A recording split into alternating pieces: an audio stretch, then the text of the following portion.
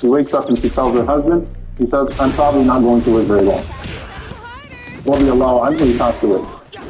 SubhanAllah. So his time was short after that, and she was late into her 50s, by the way, at least 5 children that we know of. And she, SubhanAllah, what would happen to her, she goes back from Abyssinia to Mecca, and she lives kind of amongst her relatives, and her thought is that she's probably not at an age where she's ever going to get married again. Like, that's the thought of Sauda radiallahu anha, that her circumstances are that she's probably at a stage in her life where she's not going to get remarried at this point. And she's up to 5 years older than the Prophet ﷺ, by the way. Okay? So, come back to the Prophet ﷺ. The Prophet ﷺ had a dream about Aisha. Sauda had a dream about the Prophet ﷺ. No one has communicated this between each other at this point, right? Khawla bint Hakim, radiallahu anha, who was actually a relative of Khadija, by the way, radiallahu anha. So Khawla and Khadija are relatives, and the Prophet ﷺ had a special place in his heart for the relatives of Khadija. Right? Special place in his heart for the friends and the relatives of Khadija, radiallahu anha. And she's also married to a mighty companion, Uthman ibn Mas'ud, radiallahu anha. So Khawla bint Hakim, kind of the matchmaker in the community. She was the one that would find husbands and wives for each other. We need a lot of Khawla bint Hakim today, don't we? So Khawla radiallahu anha was like that matchmaker. Okay? So if she came to you to talk to you, you know what she was coming to talk to you about. And the description of the Prophet ﷺ, what's how she described him? She came to the Prophet ﷺ, she said, أَنِّي أَرَاكَ قَدْ دَخَلَتْكَ خَلَةٌ بِفَقْدِ خَدِيجَةٍ. Like, it's as if you're so depressed. What's happened to you? Over the death of Khadija radiallahu anha. And Rasulullah ﷺ says, كانت أم العيال وربة البيت. That she was the mother of my family, she was the sort of the core of this household. Of course, like, I'm missing Khadija. That's what it is. Right? The Prophet ﷺ is not he's not in a hurry to get remarried after the death of Khadija radiallahu anha, even if it's tradition. And the Prophet ﷺ didn't have much of an appetite for dunya. Like, if you think about it, Rasulullah ﷺ in his nature was pretty restricted when it came to worldly things. So he's taking the lesson, he's focused on raising Fatima radiallahu anha, he's focused on getting over this and thinking about the next step of his mission. But Khawla says, Ya Rasulullah, ana tazawwaj, O Messenger of Allah, won't you get married? The Prophet ﷺ said, to who? To who? So she said, in shi'ta bikran wa in shi'ta sayyiba. She said, I have 2 women in mind for you, one that's previously married and one that's never been married. The Prophet ﷺ said, who are you? He said, as for the first one, he said, عائشة ابنة أحب خلق الله إليه. This is such a beautiful description. He said, the first one is Aisha, the daughter of the most beloved of Allah's creation to you. Remember, the Prophet ﷺ had dreams about Aisha, and he didn't talk about it. And she's coming and she's suggesting, he said, the first person I think you should get married to is Aisha, the daughter of the most beloved person in the world to you, Abu Bakr radiallahu anhu. And she said, as for the other one, فَسَوْدَ بِنْتُ زَمْعَةٍ قَدْ آمَنَتْ بِكَ وَاتَّبَعَتْ. As for the other one, you should marry Sauda, radiallahu ta'ala anha. She believed in you and she followed you. She's having a very hard time. Like, her life, her circumstances are extremely difficult, and they're both going to serve a purpose in your life at this point. Okay? Now, Sauda radiallahu anha fits many molds. She was very loving, she was humorous, she had raised multiple children already, she suffered greatly for her belief in Islam, and she was known as someone who was extremely agreeable. She doesn't argue with anybody. Sauda radiallahu anha, very agreeable as a personality, and subhanAllah, she gets along with everybody. You even see this later on in the household of the Prophet ﷺ. Sauda radiallahu anha does not have any issues with anybody. In fact, Aisha radiallahu ta'ala anha says that I never loved a woman like I love Sauda, and she was my role model, and she was the person I wanted to emulate most. So Aisha radiallahu anha loves Sauda radiallahu anha. Sauda doesn't fight with anyone, she doesn't argue with anyone. She's someone who can come and help out in your situation, O Prophet of Allah. And she also brings a lot of humor and joy. She suffered a devastating tragedy, just like you suffered a devastating tragedy, and she's ready to get married ready.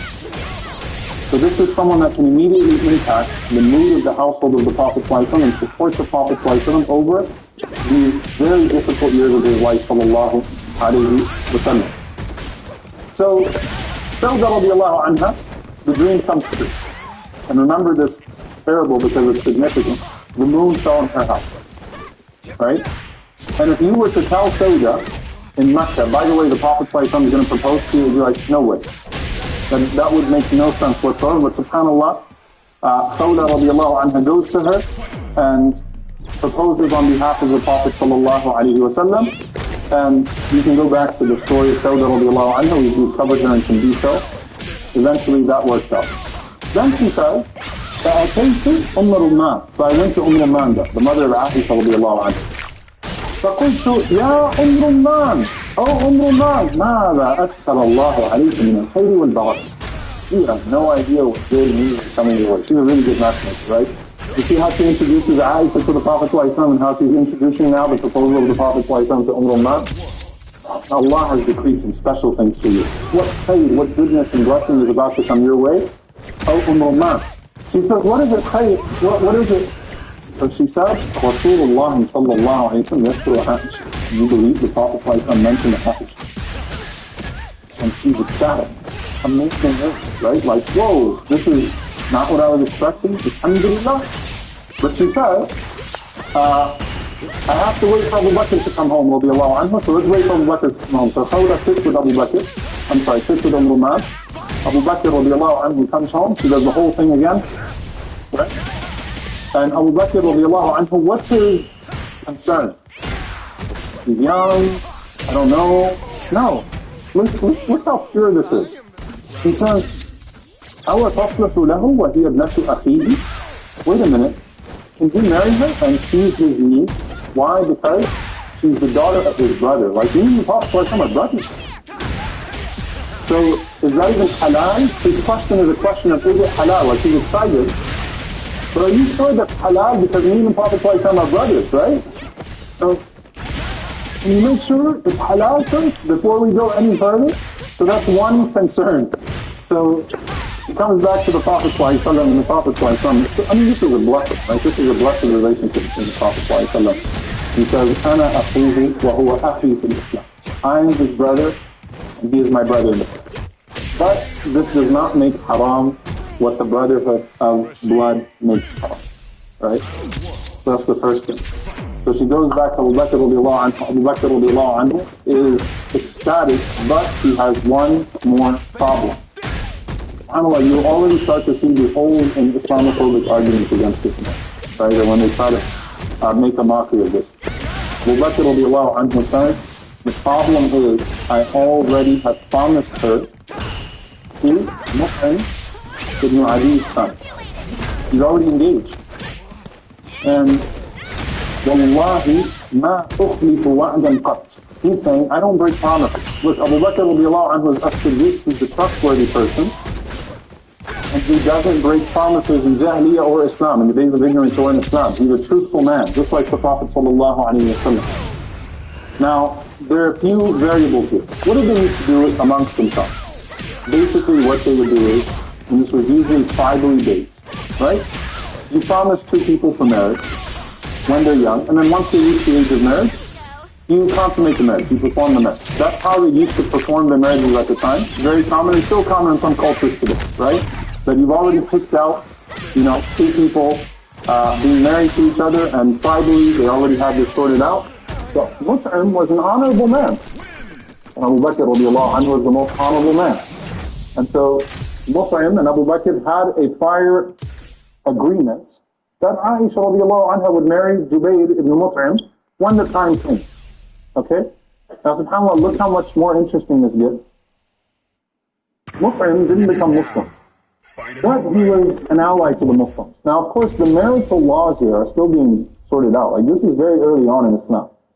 Right? So at what point does a woman have to leave, a believing woman have to leave a disbelieving man? How does this all function? All of that is still being figured out, right? This is all coming to revelation at this point. But Abu Bakr radiallahu anhu wants to be an honest man. He doesn't want to go and break it off with him on the basis that he's not Muslim. when he really just wants to marry his daughter to the Prophet ﷺ. So he says, look, I have to go and talk to Mut'im. Mut'im, by the way, also, he's an interesting character. Mut'im was an honorable ally to the Prophet ﷺ, but he never became Muslim, and he didn't take religion very seriously.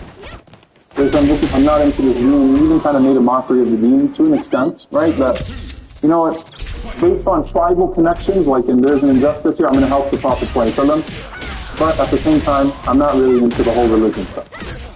So Abu Bakr radiallahu anhu is thinking to himself, how am I going to find a way to get out of this commitment, right? And Allah would make it easy for him. Abu Bakr radiallahu anhu goes to visit Mut'im ibn Adi, and as he enters into the house, he says, مَا تَقُولُ فِي أَمْرِ هَذِهِ الْجَارِيَةِ, like, what are you all saying in regards to my daughter Aisha? Are we still on for what we promised when that time comes, that we're going to marry our children to each other? Mut'im says, well, you gotta ask my wife. So Mut'im's wife comes and says, مَا تَقُولِينَ, what do you say about this situation? فأقبلت على أبي بكر فقالت لعلنا إن أنكحنا هذا الفتى إليك تدخله في دينك. We marry our son to your daughter. We don't want her entering him into the silly religion of yours, and she starts to insult Abu Bakr radiallahu anhu in his new way of life. And she starts to say, I don't know if I want my son getting into this whole Islam stuff, and it might be that, you know, she's going to mess him up. So Abu Bakr radiallahu anhu, inside of himself, celebration. On the outside, he's just keeping his composure and listening to her talk about, I don't know if we want this anymore, Aisha for Jubayr, because, you know, she might bring this whole Islam stuff to him and mess him up. So Abu Bakr radiallahu anhu was holding his breath. And he's listening, and he says, my daughter, and she says, your daughter, and he says, مَا تَقُولُ أَنْتِ, he says to Mut'im, well, what do you say? And Mut'im says, إِنَّهَا لَتَقُولُ مَا تَسْمَعُ. Look, you heard the woman, she said what she said about your daughter, that we don't know if we want her to get involved with, or we don't want our son to get involved with your daughter anymore. I mean, this was an earlier time where she's going to mess him up and make him a Muslim. Abu Bakr radiallahu ta'ala anhu, you know, basically says, fine, it's off. Fine, it's off. He gets up out of the house. Alhamdulillah. Thank God that's done. Now he has an easy way out, because the engagement of Aisha radiallahu anha to Jubayr is now broken, and he immediately comes home to Ruman, says, call Khawla, tell the Prophet ﷺ, we're ready to go. We solved it. Right? Now, subhanAllah, by the way, this is really interesting because it shows you the trajectories of people. And this is, again, I think it's important to understand what's happening in real time in this society. Who is Jubayr? Jubayr is the owner of Wahshi, who killed Hamza. SubhanAllah, look at the trajectory here. How they end up going. Right?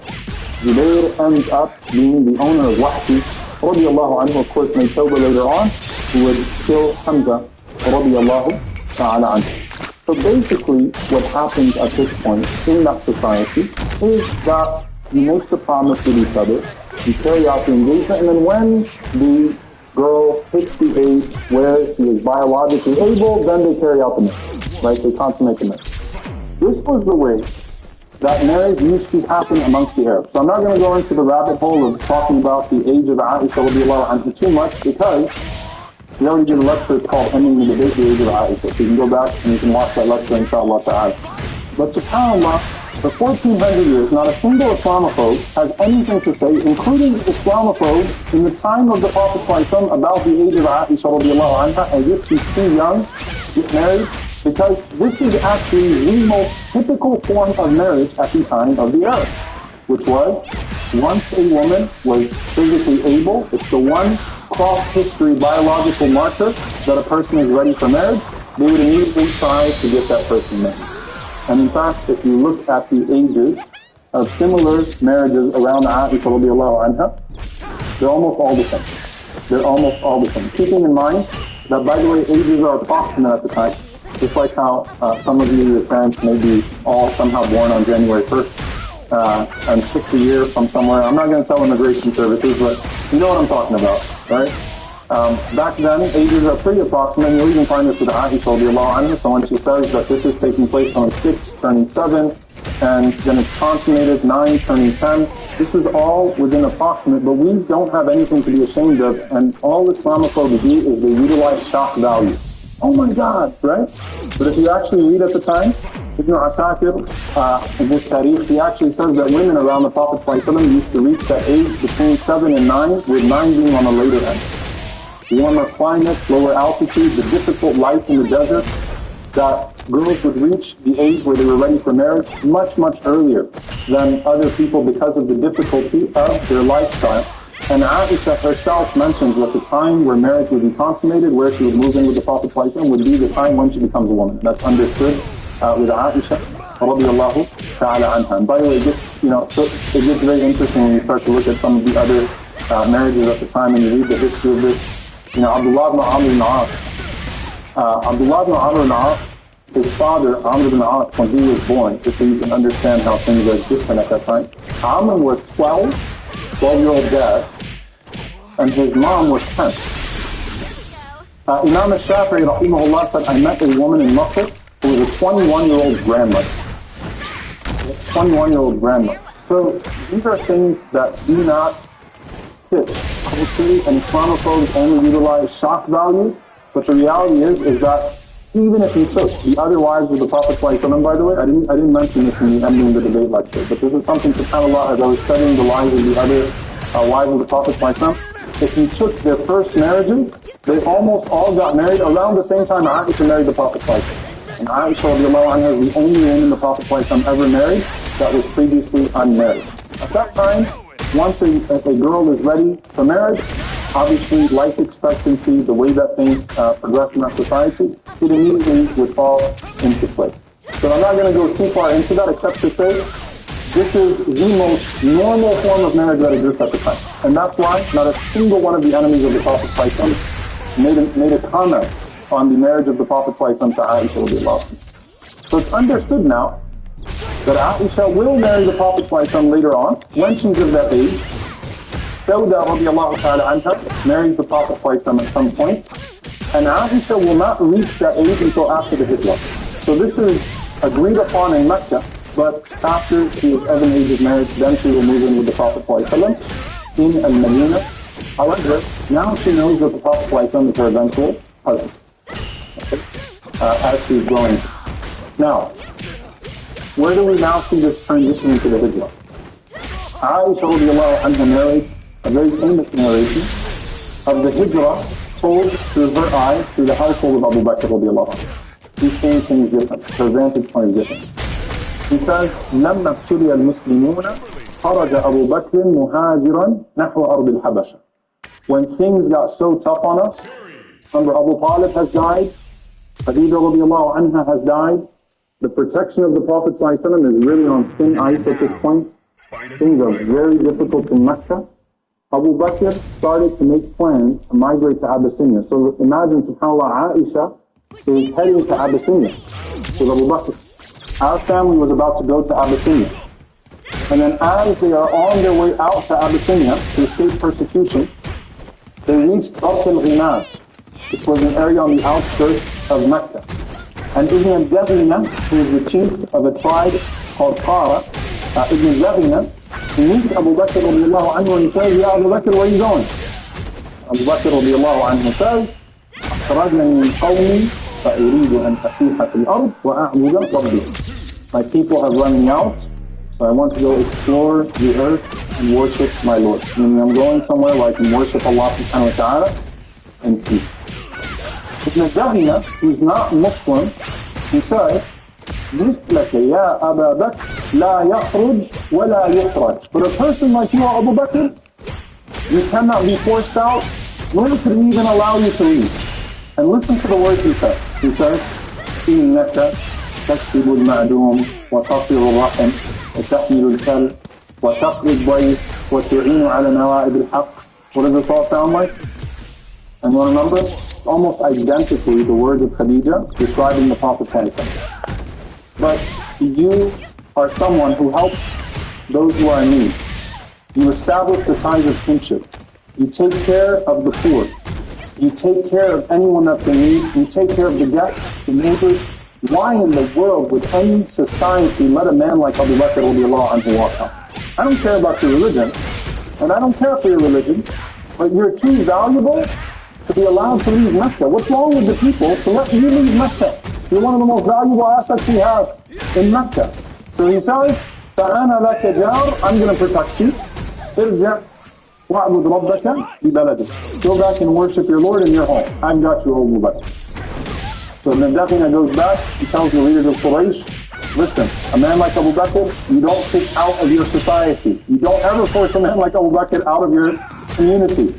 This is a person that deserves the best treatment, and he's under my protection. He's going to worship Allah subhanahu and be left alone. So I stopped him from going to Abyssinia. SubhanAllah. I stopped him from going to Abyssinia.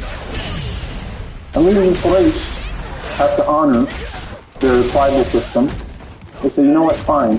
But tell him not to preach publicly. Just tell him to worship Allah in his home then. Relieve us of his ibadah in public. Abu Bakr radiallahu anhu goes home, and Aisha radiallahu anha, she describes what happened.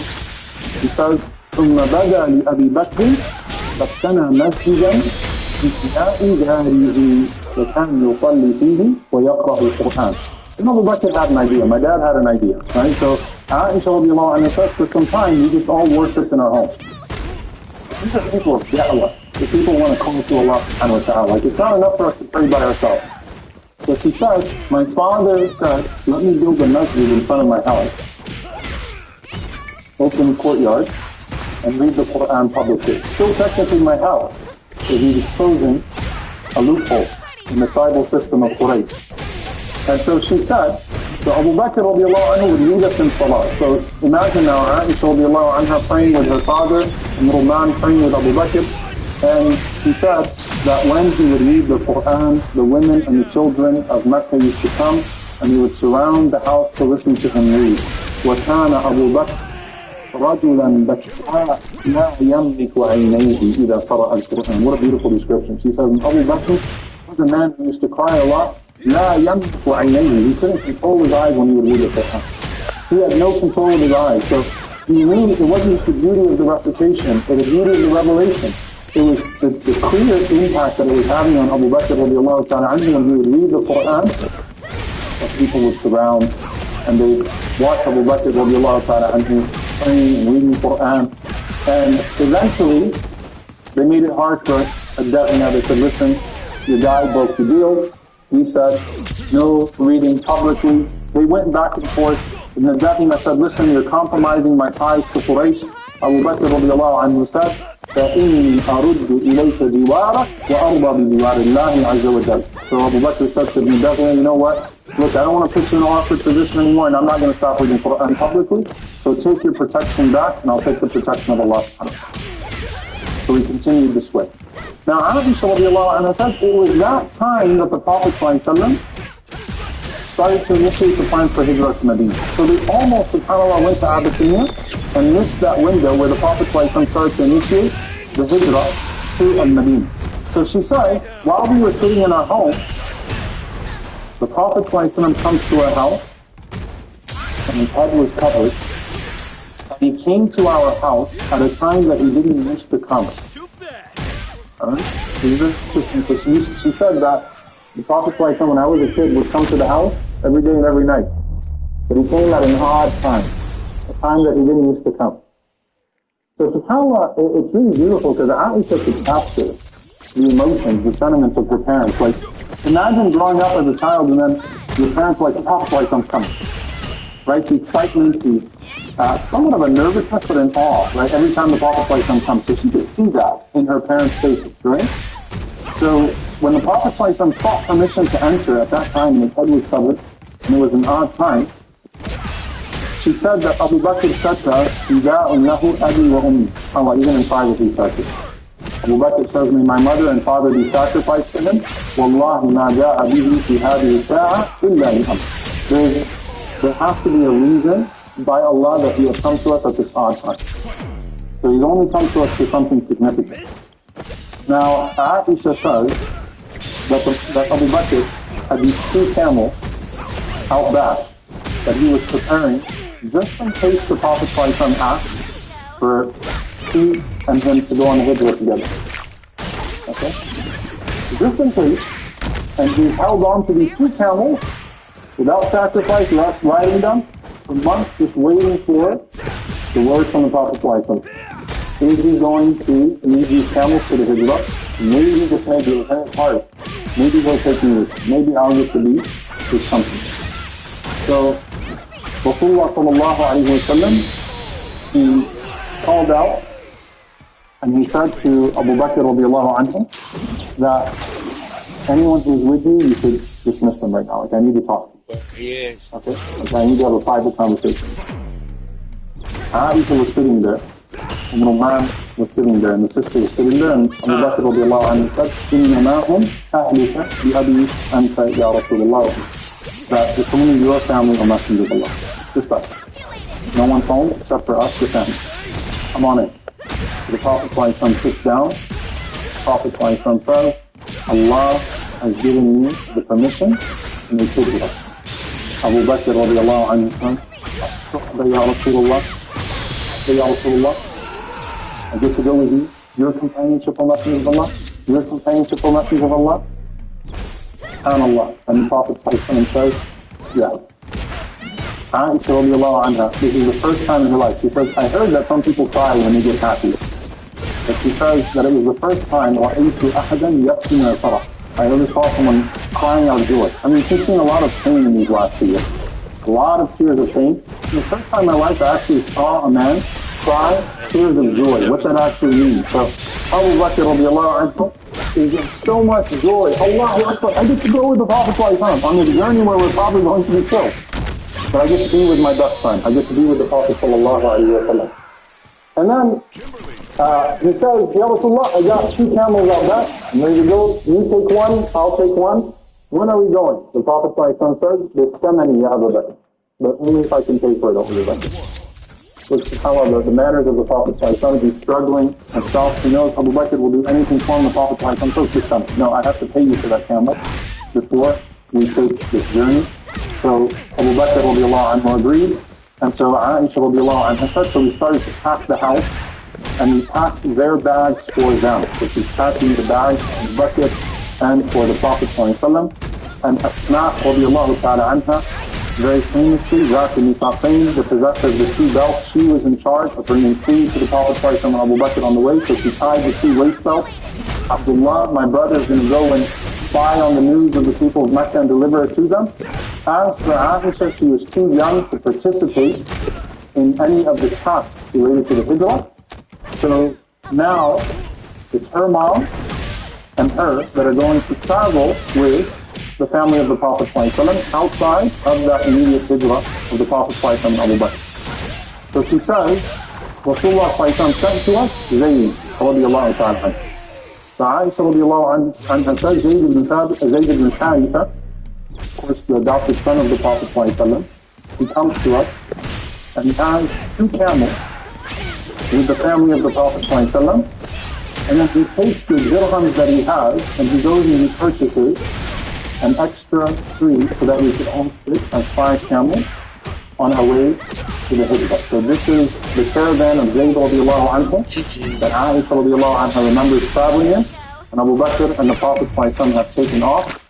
So she said it was with Zayd and Fatima and Kulthum and Sauda, the wife of the Prophet ﷺ at the time, Ayman radiallahu anha, the wife of Zayd ibn Haritha, and Usama, may Allah be pleased with them all. So they had 5 camels, and they started to make their way separately under the care of Zayd radiallahu ta'ala anhu. Now something very interesting happens to Aisha radiallahu anha in this moment.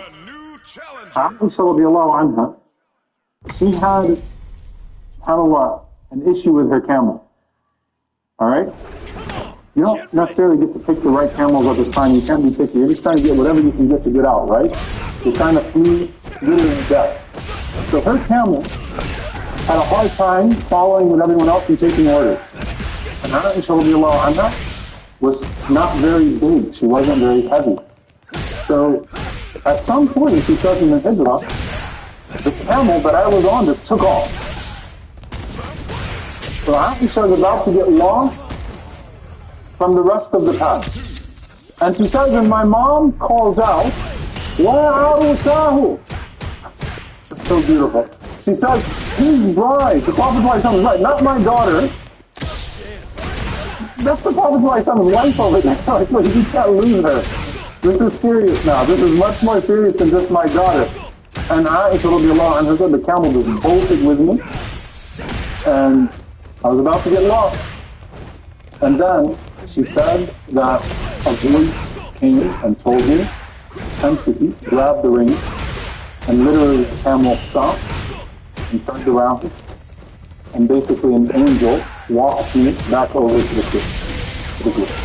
Allahu A'lam if this was Jibreel alayhi salam, there's nothing to prove, but an angel, the voice of an angel said, hold the rings, and then moved her camel back to the rest of the family of the Prophet ﷺ and Abu Bakr radiallahu ta'ala. So she said, so we made it to Quba, and we stayed in our place. The family of Abu Bakr, the Prophet ﷺ at that time with his family, they hadn't yet consummated the marriage. The masjid was built, and then they made their way to Al-Madinah. And I know that we're coming close on time, so I'll try to wrap up at least part one, inshallah ta'ala. Just at least we get to this part, which is significant, the actual wedding of Aisha and the Prophet sallallahu alaihi wasallam. So time goes on, and she says, we're in Bani Tharith ibn al-Khazraj. We're in the area of Medina called Bani Tharith ibn al-Khazraj. And she says, فَتَمَرَّقَ شَعْرِي حَتَّى وَفَى لَهُ يُمَيْنَ. That I got sick, and some of my hair fell out, and then she changed. So basically, she reached that age where she matured, radiallahu ta'ala anha, and she said her hair grew back beautifully. She was able to come over some of that illness, some of that sickness. And she says, فَأَتَتْنِي أُمِّي أُمُّ رُمَّانٍ. My mom, Ruman came. قالت وإني لفي أرجوحة ومعي صواحبات لي فصرخت بي. So she literally says, I was like on a swing with my friends, and this was the time for the wedding now. She reached the age where, again, girls move on to that next journey.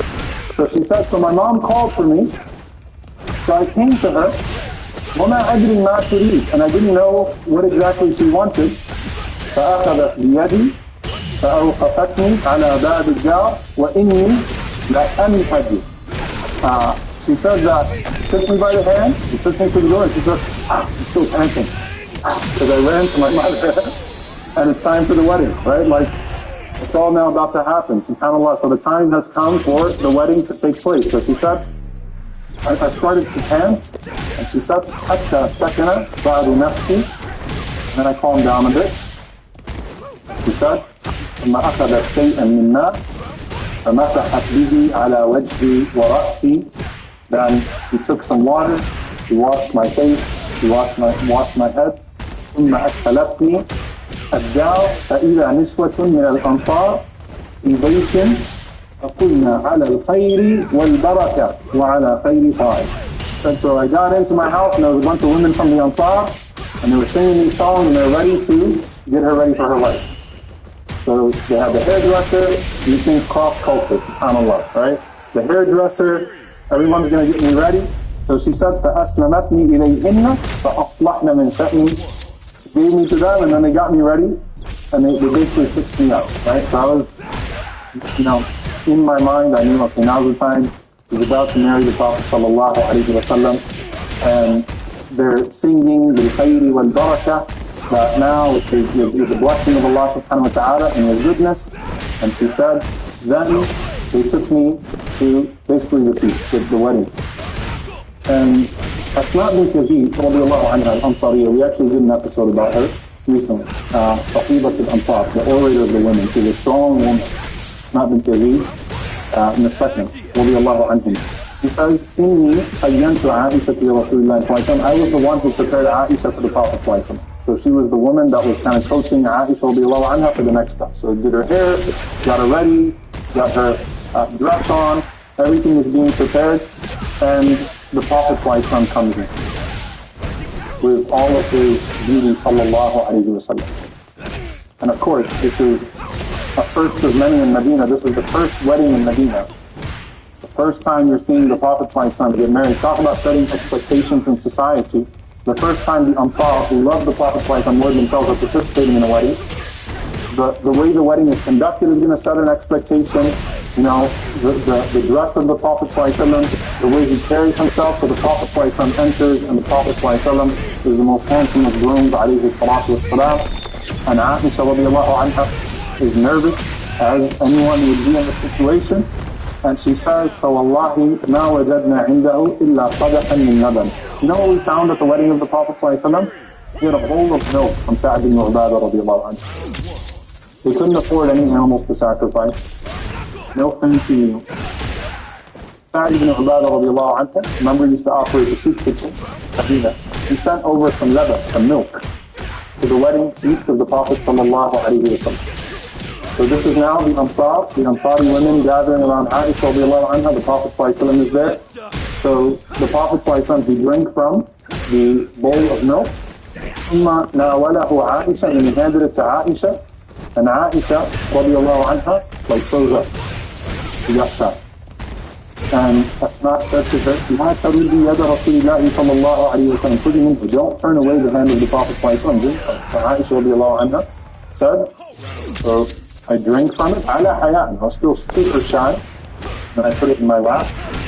And still she's like, what happens now? The Prophet ﷺ said, Dawali salahida. Give some milk to your face.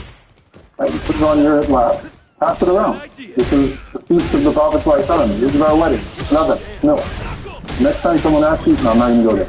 About how your wedding should be, ask the Renaissance or whatever hotels you're doing, can you have milk for our wedding? Right? Pass around bowls of milk. This is the wedding of the Prophet ﷺ. So she puts it forward to her friend, and they said, "La nashtahihi, we're not hungry." And the Prophet ﷺ said, "La tajma'na ju'an wa kadhiban." Like, don't lie about being hungry. I know you all are hungry. Go ahead and drink from the milk. It's okay. So they drank from that milk, and subhanallah, Aisha radiallahu anha, she describes that moment. He says, فَأَيُّ نِسَائِهِ كَانَ أَحْوَى عِنْدَهُ مِنِّي. Which of the women of the Prophet ﷺ was as blessed as I got married in Shawwal, and I was engaged in Shawwal, and then the marriage was consummated in Shawwal, so this was in the month of Shawwal. And the reason why she says that, you know, there are two things. One of them, Allah says, إِنَّمَا كَرِهَ النَّاسُ أَنْ يُدْخِلُوا النِّسَاءَ في شوال طاعون وقع في شوال في الزمن الأول. That some of the people, you know, had these superstitions where they didn't get married in Shawwal because they said that there was a plague that hit in Shawwal sometime in the future. Some of them said that, or that the month of Shawwal was a month of good fortune. That it's the Shahr of Eid, right? It is the month of Eid, Shawwal, right after Ramadan. It's a blessed month in that sense. So Aisha radiallahu anha moved in with the Prophet sallallahu alaihi wasallam. And the only thing I want to cover from this part now, because next week we'll get into the love story stuff like that. This is a series that talks about sacrifice. SubhanAllah, the wedding feast of the Prophet ﷺ and Aisha radiallahu anha was just milk. They didn't even have animal sacrifice. The mahar of Aisha was the mahar of all the wives of the Prophet ﷺ, 50 dirhams. Not much at all. And she talks about the difficulty of this household. And Aisha radiallahu anha would of course fall madly in love with the Prophet ﷺ as a wife. They already knew the makan, the status of the Prophet ﷺ. Right? She'd seen him in that way before, but now he's her husband. And we know that the love that Aisha is going to have for the Prophet ﷺ is unlike any other love, right? This is a love story like no other. But Aisha radiallahu anha basically tries to overcompensate for the poverty and the fact that she wasn't a very good cook. And I'm just going to put it out there. This is a well-known thing about Aisha radiallahu anha. So women can be wonderful in many ways. She just didn't really cook very well. So she used to comb the hair of the Prophet ﷺ when she could. She'd try to bring forth his wudu. She would try to serve the Prophet ﷺ, and she says, and I found the Prophet ﷺ, he used to repair his own clothes and his own shoes. وَكَانَ فِي خِدْمَةِ أَهْلِهِ. The Prophet ﷺ was serving the people in his household like, what a man, sallallahu alayhi wa sallam. SubhanAllah, what this man was like. That the Prophet ﷺ did not expect to live like a king. The Prophet ﷺ was someone who was actually competing even in those things. It would have been a natural expectation that the Prophet ﷺ is someone who is serving in his own household, and this is one of the most powerful riwayat in this regard. Aisha radiallahu anha, she used to say to her nephew Urwa ibn Zubayr, and this is, by the way, the route by which we have much of the seerah. يَبْنَ أُخْتِي إِن كُنَّ لَنَنْظُرُ إِلَى الْهِلَالِ ثُمَّ الْهِلَالِ ثُمَّ الْهِلَالِ ثلاثة أحلة في شهرين وما أوصل في أبيات رسول الله صلى الله عليه وسلم. Said, oh my nephew, you need to look at the moon. Moon after moon after moon. Moon what months would have? And we never lit a fire in the house of the Prophet. We never had food to cook. Like, can you imagine, subhanAllah, she's saying this was the household of the Prophet ﷺ, who wouldn't have anything to cook. Can you imagine your life? 2 months, 3 months without a hot meal? Can you imagine that?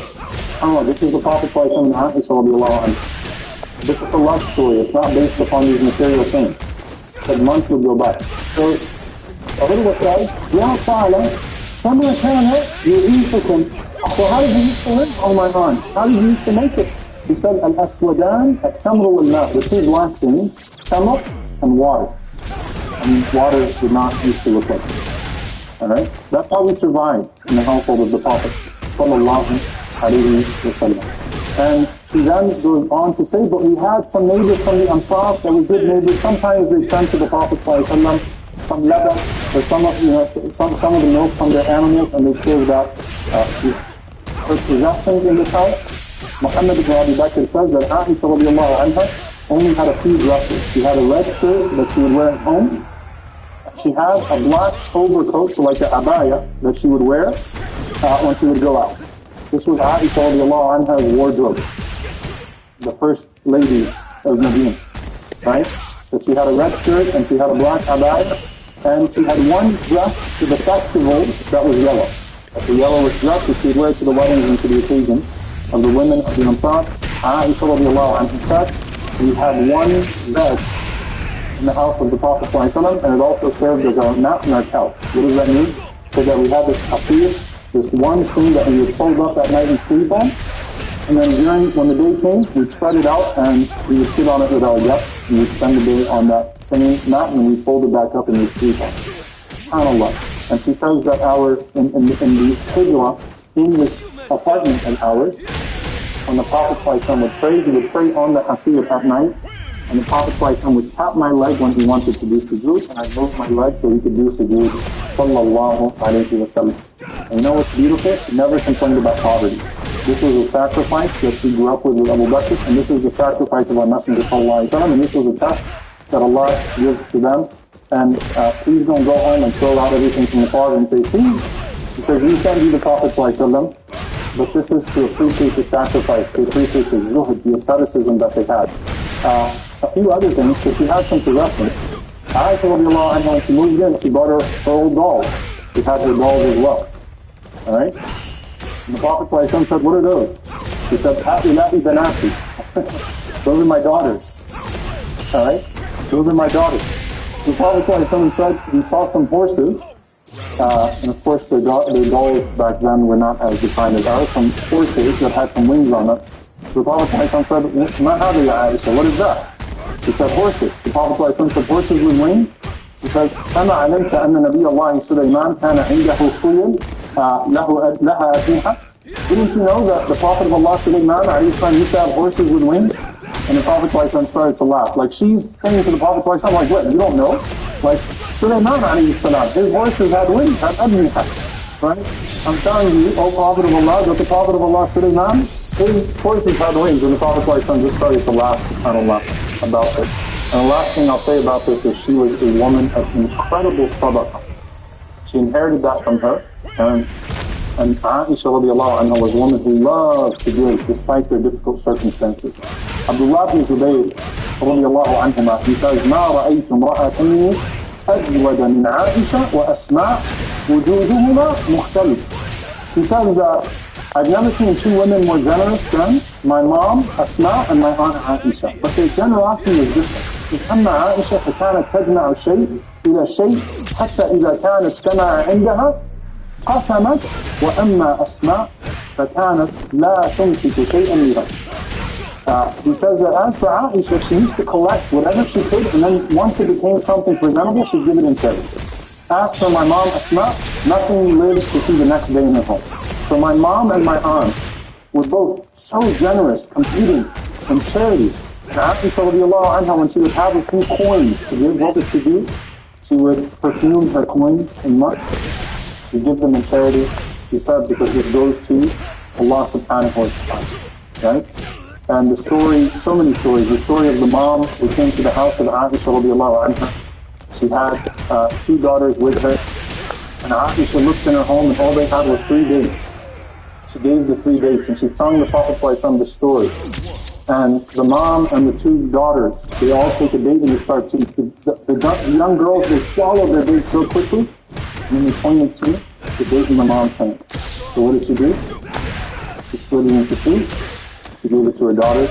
And Aisha radiallahu anha was sharing the story with the Prophet ﷺ when he came home. Like she used to share the story with sadaqah from that household, what we would give. And the Prophet ﷺ was so amazed by this woman. And this is the offer of, fear the fire, even with half the dates. Because that one action entered her into Jannah. Just that one action when she looked at her daughters and she took that date, she gave it to the 2. And finally, where she tried to combine her love of sadaqah with the love of the Prophet ﷺ, she said one day we finally had land in our house. And someone came and knocked on the door. Aisha was always quick. But she knew the Prophet ﷺ loved the shoulder of the land. So she said, I gave all of it away, but I kept the shoulder to the Prophet ﷺ. And when Rasulullah ﷺ came home, I told the Prophet ﷺ we had land that came to us. I donated all of it to Bismillah. I kept the shoulder, and the Prophet ﷺ said, rather, the only thing that you have let go is the shoulder. Because the only thing that stays is what is given for the sake of Allah subhanahu wa ta'ala. So this was a house for brothers and sisters that was built upon a unique type of love. Inshallah ta'ala, next week, we're just going to talk about the love of the Prophet ﷺ and Aisha radiallahu anha and all the incidents that speak to that. May Allah subhanahu wa ta'ala be pleased with our mother and give peace and blessings upon our Messenger Muhammad sallallahu alayhi wa sallam. Jazakumullahu khairan. Wassalamu alaikum wa rahmatullahi wa barakatuh.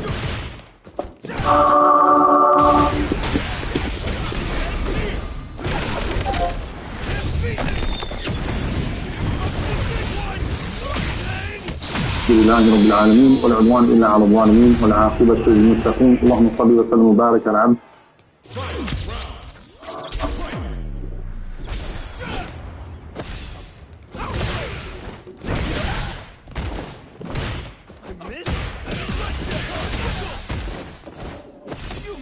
السلام عليكم ورحمة الله وبركاته. أعوذ بالله السميع العليم من الشيطان الرجيم. بسم الله الرحمن الرحيم. الحمد لله رب العالمين والعدوان إلا على الظالمين والعاقبة للمتقين اللهم صل وسلم وبارك على عبدك ورسولك محمد صلى الله عليه وسلم وعلى آله وصحبه وسلم تسليما كثيرا.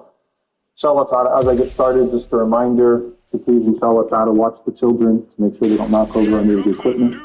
Alhamdulillah, it's wonderful to see so many people here tonight, despite the weather, to learn about our mother Aisha radiallahu ta'ala anha. And of course, secondly, just to reiterate to everyone to please support, inshallah ta'ala, the efforts of our brothers and sisters in Syria and Turkey.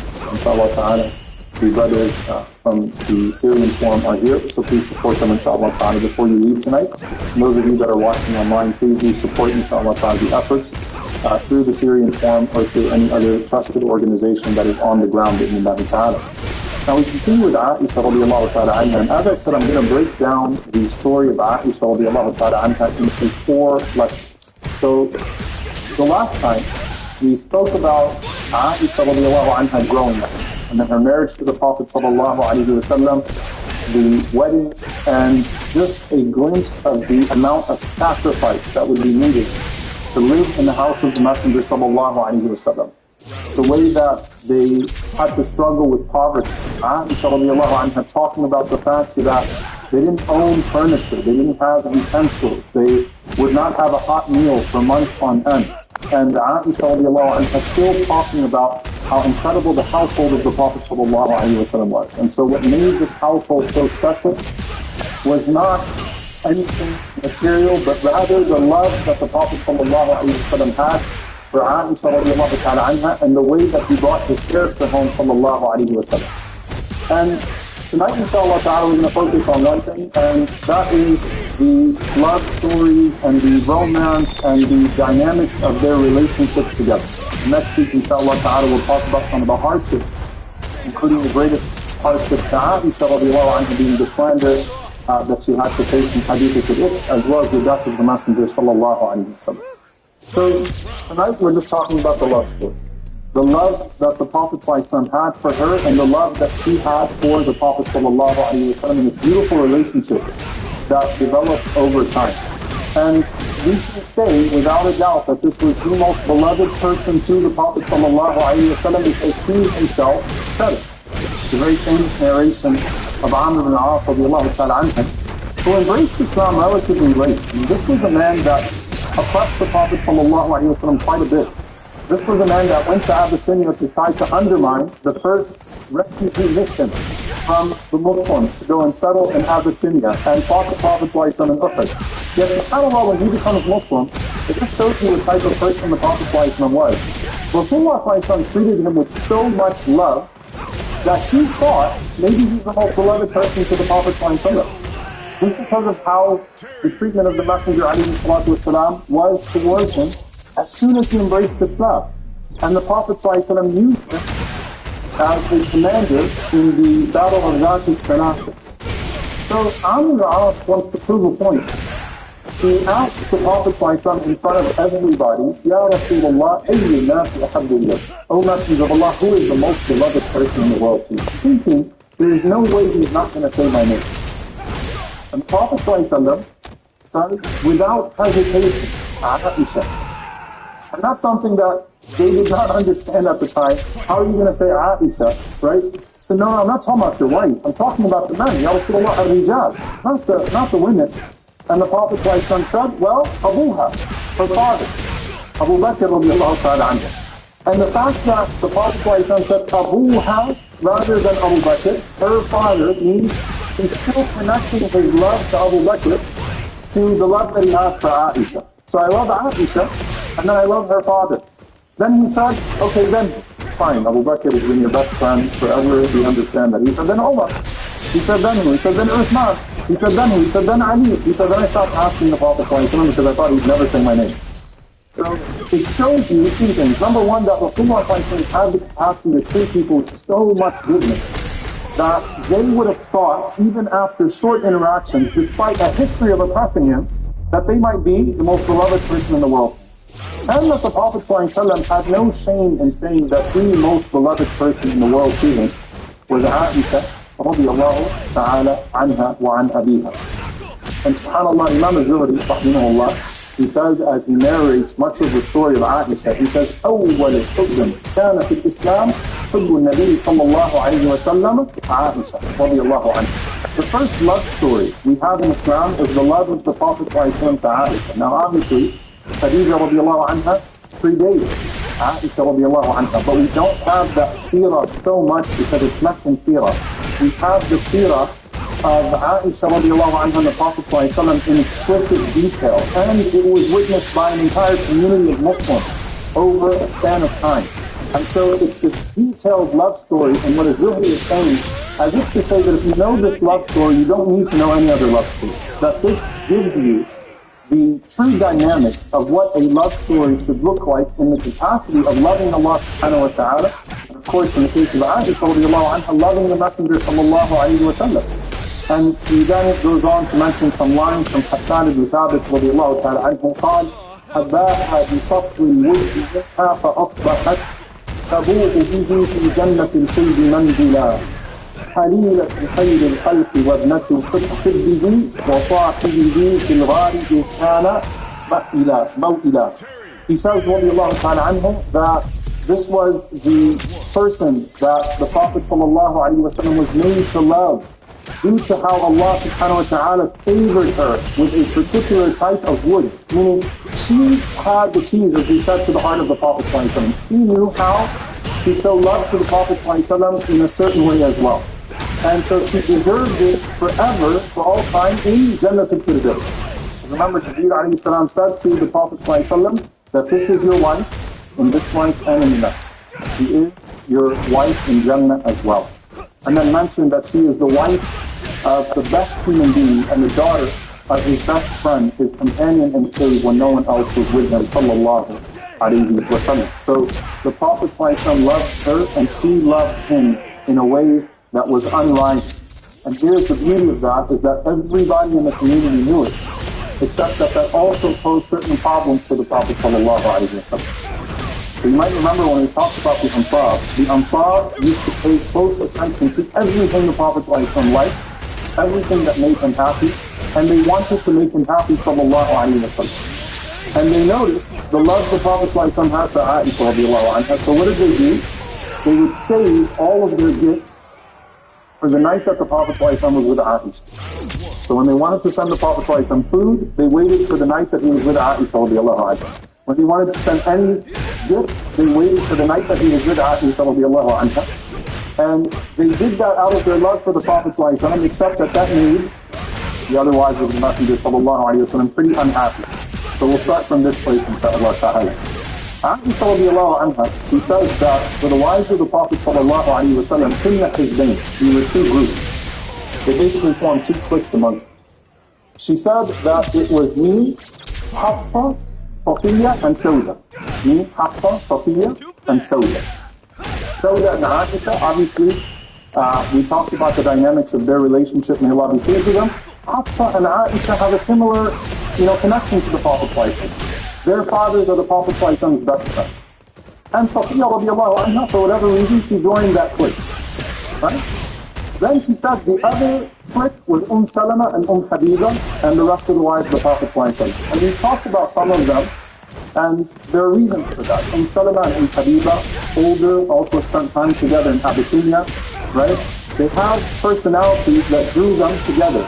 And there was a lot of the Mecca versus Medina dynamics playing in that as well. She says basically, anytime we got into an argument, we'd always resort back to these two cliques, right?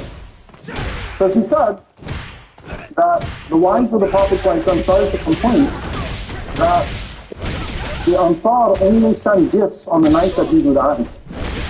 So they said to Salama radiallahu anha, go to the Prophet sallallahu alayhi wa sallam and tell him, and يَأْمُرَ النَّاسَ and يُهْدِي لَهُ أَيْنَمَا كَانَ. Tell the Prophet ﷺ to make a khutbah and say, "Oh Ansar, bring me gifts in every one of my households. Stop bringing me gifts only when I'm with Aisha." So Salama is entrusted to go talk to the Prophet ﷺ and say, "Can you tell the Ansar to do this?" Salama radiallahu anha came, and if you remember subhanAllah Salama, the Prophet ﷺ respected Salama radiallahu anha a lot. When it comes to her knowledge, her scholarship, her wisdom, she's unparalleled radiallahu ta'ala anha, right? The story of Hudaybiyah and so many other things. So Salama radiallahu anha had a certain voice with the Prophet ﷺ that everyone recognized, right? The Prophet ﷺ used to consider what she said very, very seriously. So she came to the Prophet ﷺ and she told the Prophet ﷺ, what they said. And the Prophet ﷺ stayed silent. Then she came back and said it again. فَلَمْ يَرُدَّ عَلَيْهَا صَلَى اللَّهُ عَلَيْهِ وَسَلَّمَ. He didn't answer her, صَلَى اللَّهُ عَلَيْهِ وَسَلَّمَ. And then she said it a third time, and the Prophet صلى الله عليه وسلم said, يا سلمة لا تؤذيني في عائشة فإنه والله ما نزل علي الوحي وأنا في لحاف امرأة من كل غيرها. Oh Salama, don't hurt me in regards to Aisha. Because I swear by Allah that the revelation has not come when I was with any other one of the spouses except for Aisha radiallahu anha. Meaning Allah subhanahu wa ta'ala sends Jibreel alayhi salam with the wahi when I'm in her home as well. And there's something there about the idea that the Prophet ﷺ is saying that Allah has privileged her with something as well. The fact that Allah sends the gift of revelation to her, or to me, when I'm with her, is a sign of Allah subhanahu wa ta'ala's love for her as well. So don't make this a big deal. Don't hurt me in regards to Aisha radiallahu ta'ala anha. This is not something I can control. The Prophet ﷺ is being fair with everyone, but this is not something I can control. I can't tell the Ansar when to send gifts, when not to send gifts. And the fact that Allah subhanahu wa ta'ala, has shown some love to Aisha radiallahu ta'ala anha in regards to her righteousness, she's one of those who saw Jibreel alayhi salam as well, then don't bring this up too much. Let it go. So Salama radiallahu ta'ala anha says, Atubu ila Allah min adati ya Rasulullah. I seek refuge in Allah, or I seek forgiveness from Allah from ever hurting you, O Messenger of Allah. Sallallahu alayhi wa sallam. So that should be the end of it, right? No. They go to Fatima radiallahu anha. And they know, Salama radiallahu anha is the elder statesperson, right? So she has the wise voice, the voice of reason that can always speak in the Prophet ﷺ benefits, and people love to listen to her opinion because of how wise she is. Fatima radiallahu anha, that's the heart of the Prophet ﷺ, right? Everyone knows the position of Fatima with the Prophet, including the wives of the Prophet ﷺ, including Aisha radiallahu anha, by the way, saying Fatima radiallahu anha's relationship with the Prophet ﷺ is very good. So they went to Fatima radiallahu anha and they said, can you go complain to the Prophet ﷺ about the fact that the Ansar are only sending gifts to him when he's with Aisha radiallahu anha. So Fatima radiallahu anha, just out of a sense of obligation, she goes to the Prophet ﷺ and she says, listen, Ya Rasulullah, they're saying, can you ask the Ansar to send gifts when you're with all of them, and not just with Aisha radiallahu ta'ala anha. So the Prophet ﷺ, what does he say to her? He says, Ya bunayya, oh my daughter,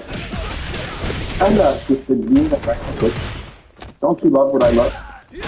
He knows how to talk to his daughter, sallallahu alayhi wa sallam. Fatima radiallahu anha is a copy of the Prophet. She looks like him, she walks like him, she talks like him. The Prophet gives her his spot, she gives him his spot. I mean, their relationship is so beautiful. So the Prophet doesn't even need to reason with her. He just says, you love what I love, right? So Fatima radiallahu anha says, of course, I love everything that you love. So the Prophet pointed to Aisha radiallahu anha and said, أحبها. Love this woman. So Fatima radiallahu anha said, I love this woman, and moving on. So she goes back to the wives of the Prophet and she says, I'm not going back, the end of that. Then they appointed Zainab radiallahu ta'ala. Alright? And as you'll see, once we get to Zainab radiallahu anha, Zainab bin Jahsh radiallahu anha, Zainab radiallahu anha and Aisha radiallahu anha had a dynamic with each other. Alright, so they used to argue the most. And so Zainab radiallahu anha comes in, and Aisha radiallahu ta'ala anha says that رَفَعَتْ صَوْتَهَا, that she started to raise her voice and she started to talk down to Aisha and she started to say all these types of things, and the Prophet was sitting there. And Aisha radiallahu anha said, I was boiling. Like my blood was boiling, I wanted to respond, I was waiting for the Prophet to give me permission. The Prophet let Zainab radiallahu anha go on and on and on and on, and she crossed a few lines, meaning she actually went a little bit too far. Belittling Aisha, and the Prophet was a fair man. The Prophet said, Aisha, go ahead. So Aisha radiallahu anha said, so I spoke and I spoke and I spoke until I silenced her. I mean, she literally says, Hatta astaktaha. I literally silenced her to where she couldn't say anything, and the Prophet said, Innaha ibnatu Abi Bakr. That's the daughter of Abu Bakr. Don't involve me. You asked for it, right? You started talking about her that way. You asked for her to respond to you that way. Right? So the Prophet allowed Aisha radiallahu anha to respond in that way. Now, why did the Prophet say, Inna ibnatu Abi Bakr? Was Abu Bakr known to be, aggressive or angry? No. What was he speaking about? He was speaking about Abu Bakr radiallahu anhu's intelligence, his balagh, the fact that he was so eloquent, that he structured his arguments radiallahu ta'ala anhu in a way that you had to love and appreciate the eloquence and the intelligence of Abu Bakr. So when the Prophet says, Ibnatu Abi Bakr, some of the scholars say that he's simply saying, look, that's Aisha, I can't help you. Once you offended her that way, she's going to respond to you in like manner, and you deserve it. Or is he saying, sallallahu alayhi wa sallam, that Aisha radiallahu ta'ala anha has a certain eloquence, which we will see, subhanAllah, and intelligence, that came out as well when she started to argue back with Zainab radiallahu ta'ala anha. Now here's the thing. The Prophet feared wolves to an extreme. He feared oppressing people. So Rasulullah was very thoughtful about how he engaged these types of concerns. And he would listen. And subhanAllah, one of the things that Aisha radiallahu anha narrates is that the Prophet used to frequently make dua. So she said that he was equitable with his family, sallallahu alayhi wa sallam. He did not wrong anyone. He gave everyone their equal rights. The way that the Prophet was khuluqul Quran, his character was the Quran. He didn't wrong anyone from his family, sallallahu alayhi wa sallam. But at the same time, he fears, alayhi salatu wasalam, the obvious reading of his heart. So he used to say, Allahumma hada khasmi fima amliku, fala talumni fima tamliku wala amliku. Oh Allah, this is how I'm dividing my time and how I'm taking care of things in accordance with what I have control over. Don't blame me for what I don't control and that you control. What is he talking about, sallallahu alayhi wa sallam? Oh Allah, you control my heart. Right? I can't be blamed for the attachment of my heart to Aisha radiallahu ta'ala anha. But I will be fair in regards to all of my family, right? The Prophet ﷺ is not going to wrong anyone in regards to what Allah subhanahu wa ta'ala has a lot of huquq, of rights. But Ya Allah, don't blame me for what my heart inclines to. And so the heart of the Prophet ﷺ was especially tied towards Aisha radiallahu ta'ala anha, and that's where the story really unfolds. A beautiful attachment that the Prophet ﷺ has to her, and a beautiful attachment that she has to him sallallahu alayhi wa sallam. And so now you have this body of over 2,000 ahadith that give us insight into their marital life, into the way the Prophet ﷺ behaved when he came into the home. And it is subhanAllah, such a gift from Allah to this ummah that we learn about the Messenger sallallahu alayhi wa sallam and Aisha radiallahu ta'ala anha through this lens. So she says that when the Prophet ﷺ used to come home, the Prophet ﷺ would enter the house smiling and cheerful, alayhi salatu wassalam. And if it wasn't a serious matter that the Prophet ﷺ was discussing, he always found a way to turn it into something that was joking. So the Prophet ﷺ كان مزاحا في بيته صلى الله عليه وسلم. He was someone who used to joke frequently in his home, lighthearted sallallahu alayhi wa sallam. He had a cheerful nature to him, always in the home. And she described, the life of the Prophet ﷺ in regards to his ibadah, right? His zuhd, his asceticism. He said that the Prophet ﷺ was someone that used to sew his own clothes, used to patch his own shoes, sallallahu alayhi wa sallam. He used to serve people within his household. And she said that the Prophet ﷺ had one bed which was leather with palm branches. And I once folded it to make it softer to the Prophet ﷺ, but Rasulullah ﷺ did not like the softness because it caused him to sleep deeper. And the Prophet ﷺ wanted to always be ready for Qiyam al-Layl. The Prophet ﷺ did not like that. And she describes the romance of the Prophet ﷺ, the way the Prophet ﷺ was attentive in that regard. She says that the Prophet ﷺ would grab the hands of his azwaj when he was talking to them. He would hold the hands of his wives when he was talking to them, sallallahu alayhi wa sallam. And so basically a lot of the things that you think about when you think of the Prophet ﷺ, with how he treated everyone else, eye contact, right? Being very attentive, alayhi salatu wassalam. Imagine that with his family as well. Where she said that the Prophet ﷺ would hold my hand when he would talk to me, and the Prophet ﷺ would face me with his entire body, just as he would face everyone else. And she mentions, the way the Prophet ﷺ would also demonstrate that love towards her, no matter what his situation was. And subhanAllah, sometimes you can read in the ahadith these implications. So for example, when she narrated how the Prophet ﷺ would kiss her despite the fact that he was on wudu, and despite the fact that he was fasting. Aisha radiallahu anha narrates, for example, in multiple hadiths, she says, أن النبي صلى الله عليه وسلم قبل بعض نسائه ثم خرج إلى الصلاة ولم يتوضأ. So she says, radiallahu ta'ala anha, that the Prophet صلى الله عليه وسلم kissed his wives, and then he would go to his salah and he would not make wudu. And then she smiled. And Urwa radiallahu anhu said, من هي إلا أنت? Like, who is it other than you? Right? It's clear that you're talking about yourself, but instead Aisha radiallahu ta'ala anha says that the Prophet ﷺ used to kiss his wives before he would go out to the salah, and he would not renew his wudu, showing the permissibility of that radiallahu ta'ala anha. And Urwa radiallahu anhu, just seeing the way that she would smile and when she was remembering those moments with the Prophet sallallahu alayhi wa sallam, said, who would it be other than me? Wa fi riwayah, what is that? She even started to laugh radiallahu anha when she would start to remember those times with the Prophet sallallahu alayhi wa sallam. And she said, but who would control himself the way the Prophet sallallahu alayhi wa sallam would control him?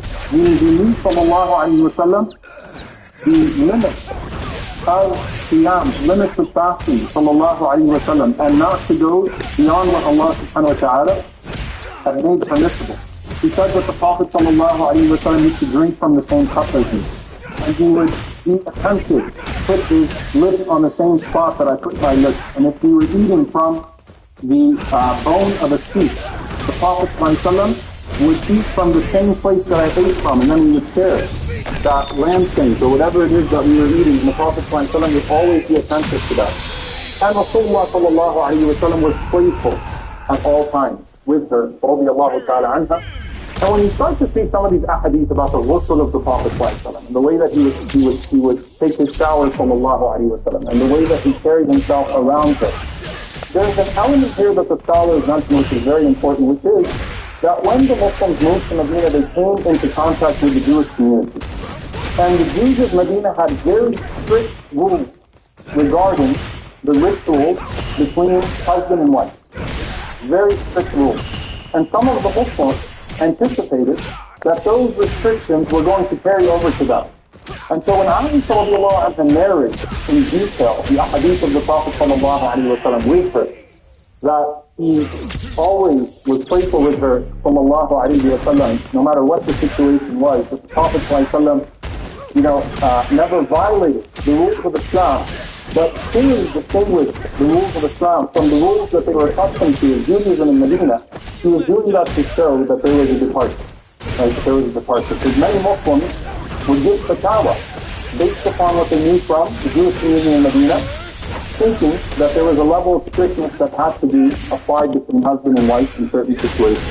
And she mentioned, subhanAllah, even in the last 10 nights of Ramadan when the Prophet ﷺ was in i'tikaf, the Prophet ﷺ would stick his head into her home so that she could comb his hair and she could oil his hair, because he knew that Aisha radiallahu anha missed him sallallahu alaihi wasallam. So even in his i'tikaf, the Prophet ﷺ will go and he'll put his head in the room and she'll comb his hair for him, and the Prophet ﷺ will walk with her for some time, and the Prophet ﷺ will show her that he's still thinking about her, radiyallahu ta'ala anha, even as he is engaged in his most, intense periods of devotion. Now let's go through some of the other things. The next genre that you'll find here is the Prophet ﷺ affirming his love for her and being attentive to her in many situations. So there's the hadith that's known as hadith Zara. Hadith Zara. Hadith Zara is one of the longest hadiths, and it's basically a hadith where Aisha radiallahu anha comes home to the Prophet ﷺ and tells the Prophet ﷺ about a conversation that 11 women are having about their husbands. And she narrates what every single woman said about her husband in detail. Right? So if you read hadith Zara, right, it's like literally imagine people sitting around drinking tea and talking about their husbands. And it's long. And the profound nature of it that some of the scholars mention is, look at the memory of Aisha radiallahu anha, that she was able to remember, even as she's narrating the hadith later, what every single woman said about her husband. So they're praising different elements about their husband, they're talking about, things that they wish that they had. And as they're sitting there, they get to a woman by the name of Zara. So Zara starts to talk about her husband, Zara, and she starts to praise him, and she starts to talk about how when she got married to him, it was as if the whole world had been given to her, and he treated her like a queen, and everything was incredible and going great. And the Prophet ﷺ is sitting there listening to her go through every single one of these situations. So Rasulullah ﷺ is paying attention to every single story. And Aisha is talking about how Zara is talking about how amazing Abu Zara was, until the end of the story. Zara says, but then Abu Zara left me and married somebody else. And she says, well, that other husband was great. He was no Abu Zara. Right? That he's saying the husband I'm married to right now can't give me what Abu Zara was like.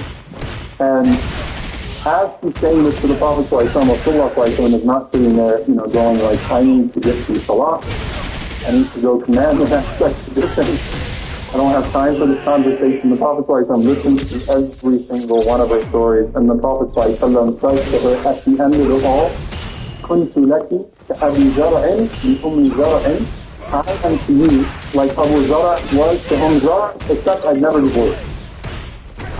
The Prophet ﷺ affirms her in that way at the end of this entire story. I am to you like Abu Zara was to Zara, except I would never leave you. In another narration from Abu Nu'aym, Aisha asked the Prophet ﷺ, how is your love for me? And the Prophet ﷺ said, like the rope knot. And he said that he used to ask the Prophet ﷺ from time to time, because we'll see they used to get into arguments at times. He would say, how's the rope knot? And the Prophet ﷺ would smile and he'd say, ala hajda. It is as it is. Like, don't worry, it's still as tight as the rope knot. And then she narrates the famous story of watching the Abyssinians in the night. Now, subhanAllah, sometimes the context of the hadith makes it even more beautiful. This was actually the time of Eid.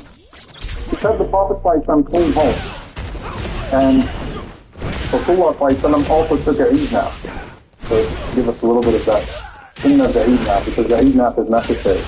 The Prophet ﷺ came home after Salat al-Eid, and Rasulullah ﷺ laid down, and he turned his face to the other side. And Aisha radiallahu anha said that I was sitting with two girls from the Ansar, and they were singing the songs of dua.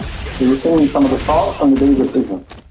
And Abu Bakr radiallahu anhu walks in, and Abu Bakr radiallahu ta'ala anhu said, the instruments of shaitan in the house of Rasulullah, we knew it very often. So the instruments of shaitan in the house of Rasulullah, sallallahu alayhi wa sallam, and the Prophet sallallahu alayhi wa sallam, he was taking his nap, he turned around and he said, leave them alone, Abu Bakr. Let them sing. Sallallahu alayhi wa sallam. So Aisha radiallahu anha said, I signaled to the two girls that they should probably leave. And then the Prophet sallallahu alayhi wa sallam, he said, would you like to see them? And what she meant by that is that the house of Aisha is literally where the grave of the Prophet sallallahu alayhi wa sallam is today, right? It's connected to the masjid. So anything that's happening in the masjid, they're hearing it. And the Abyssinians, on the day of the Eid, were throwing their spears in the masjid. They had a specific type of war dance that they were doing in the masjid. So Rasulullah said to Aisha radiallahu ta'ala anha, do you want to see them? So Aisha radiallahu anha said yes. So he said the Prophet said, follow me. I walked behind him. And Rasulullah sallallahu alayhi wa sallam, he told me to stand behind him, and I put my cheek on his cheek, sallallahu alayhi wa sallam. And he said, Dunakum ya bani Arqida. Go ahead, O bani Arqida. Go ahead and keep on going. So she said that I'm sitting with my head on the shoulder of the Prophet ﷺ, my cheek is on his cheek, and we're watching the Abyssinians with their spears and doing what they do in the masjid. And every so often the Prophet ﷺ said, Asadirti, are you satisfied? Or Hasbuki, are you done? And I'd say no. Now here's what Aisha radiallahu anha says. She actually says, I got bored of it pretty early on. Like, it's not that I really was enjoying the display. They're doing the same thing. I mean, there isn't much that's there that's exciting to watch this for a long time. But I wanted to know my position with the Prophet sallallahu alaihi wasallam. Like, I wanted to see how far I could push this. So the Prophet sallallahu alaihi wasallam said to me after some time, Ashabi'ati, are you satisfied? And I said, yes. And then the Prophet sallallahu alaihi wasallam told me that I could go home after that. So the Prophet ﷺ giving her that time, giving her that consideration where she says, أَرَدْتُ أَنْ أَعْرِفَ قَدْرِي عِنْدَهُ. I wanted to know my position with the Prophet ﷺ. And this becomes sort of Aisha radiallahu anha's relationship with the Messenger ﷺ. I want to prove and I want to know what I mean to him sallallahu alayhi wa sallam. In another hadith in Sahih Muslim, there was the Persian neighbor of the Prophet ﷺ who used to make a particular type of stew. And Aisha radiallahu ta'ala anha says that he invited the Prophet ﷺ over for a meal, and the Prophet ﷺ said, can I bring Aisha? And he said no. So he was very clear that I'm just inviting you, I'm not inviting your wife. So the Prophet ﷺ simply went back home.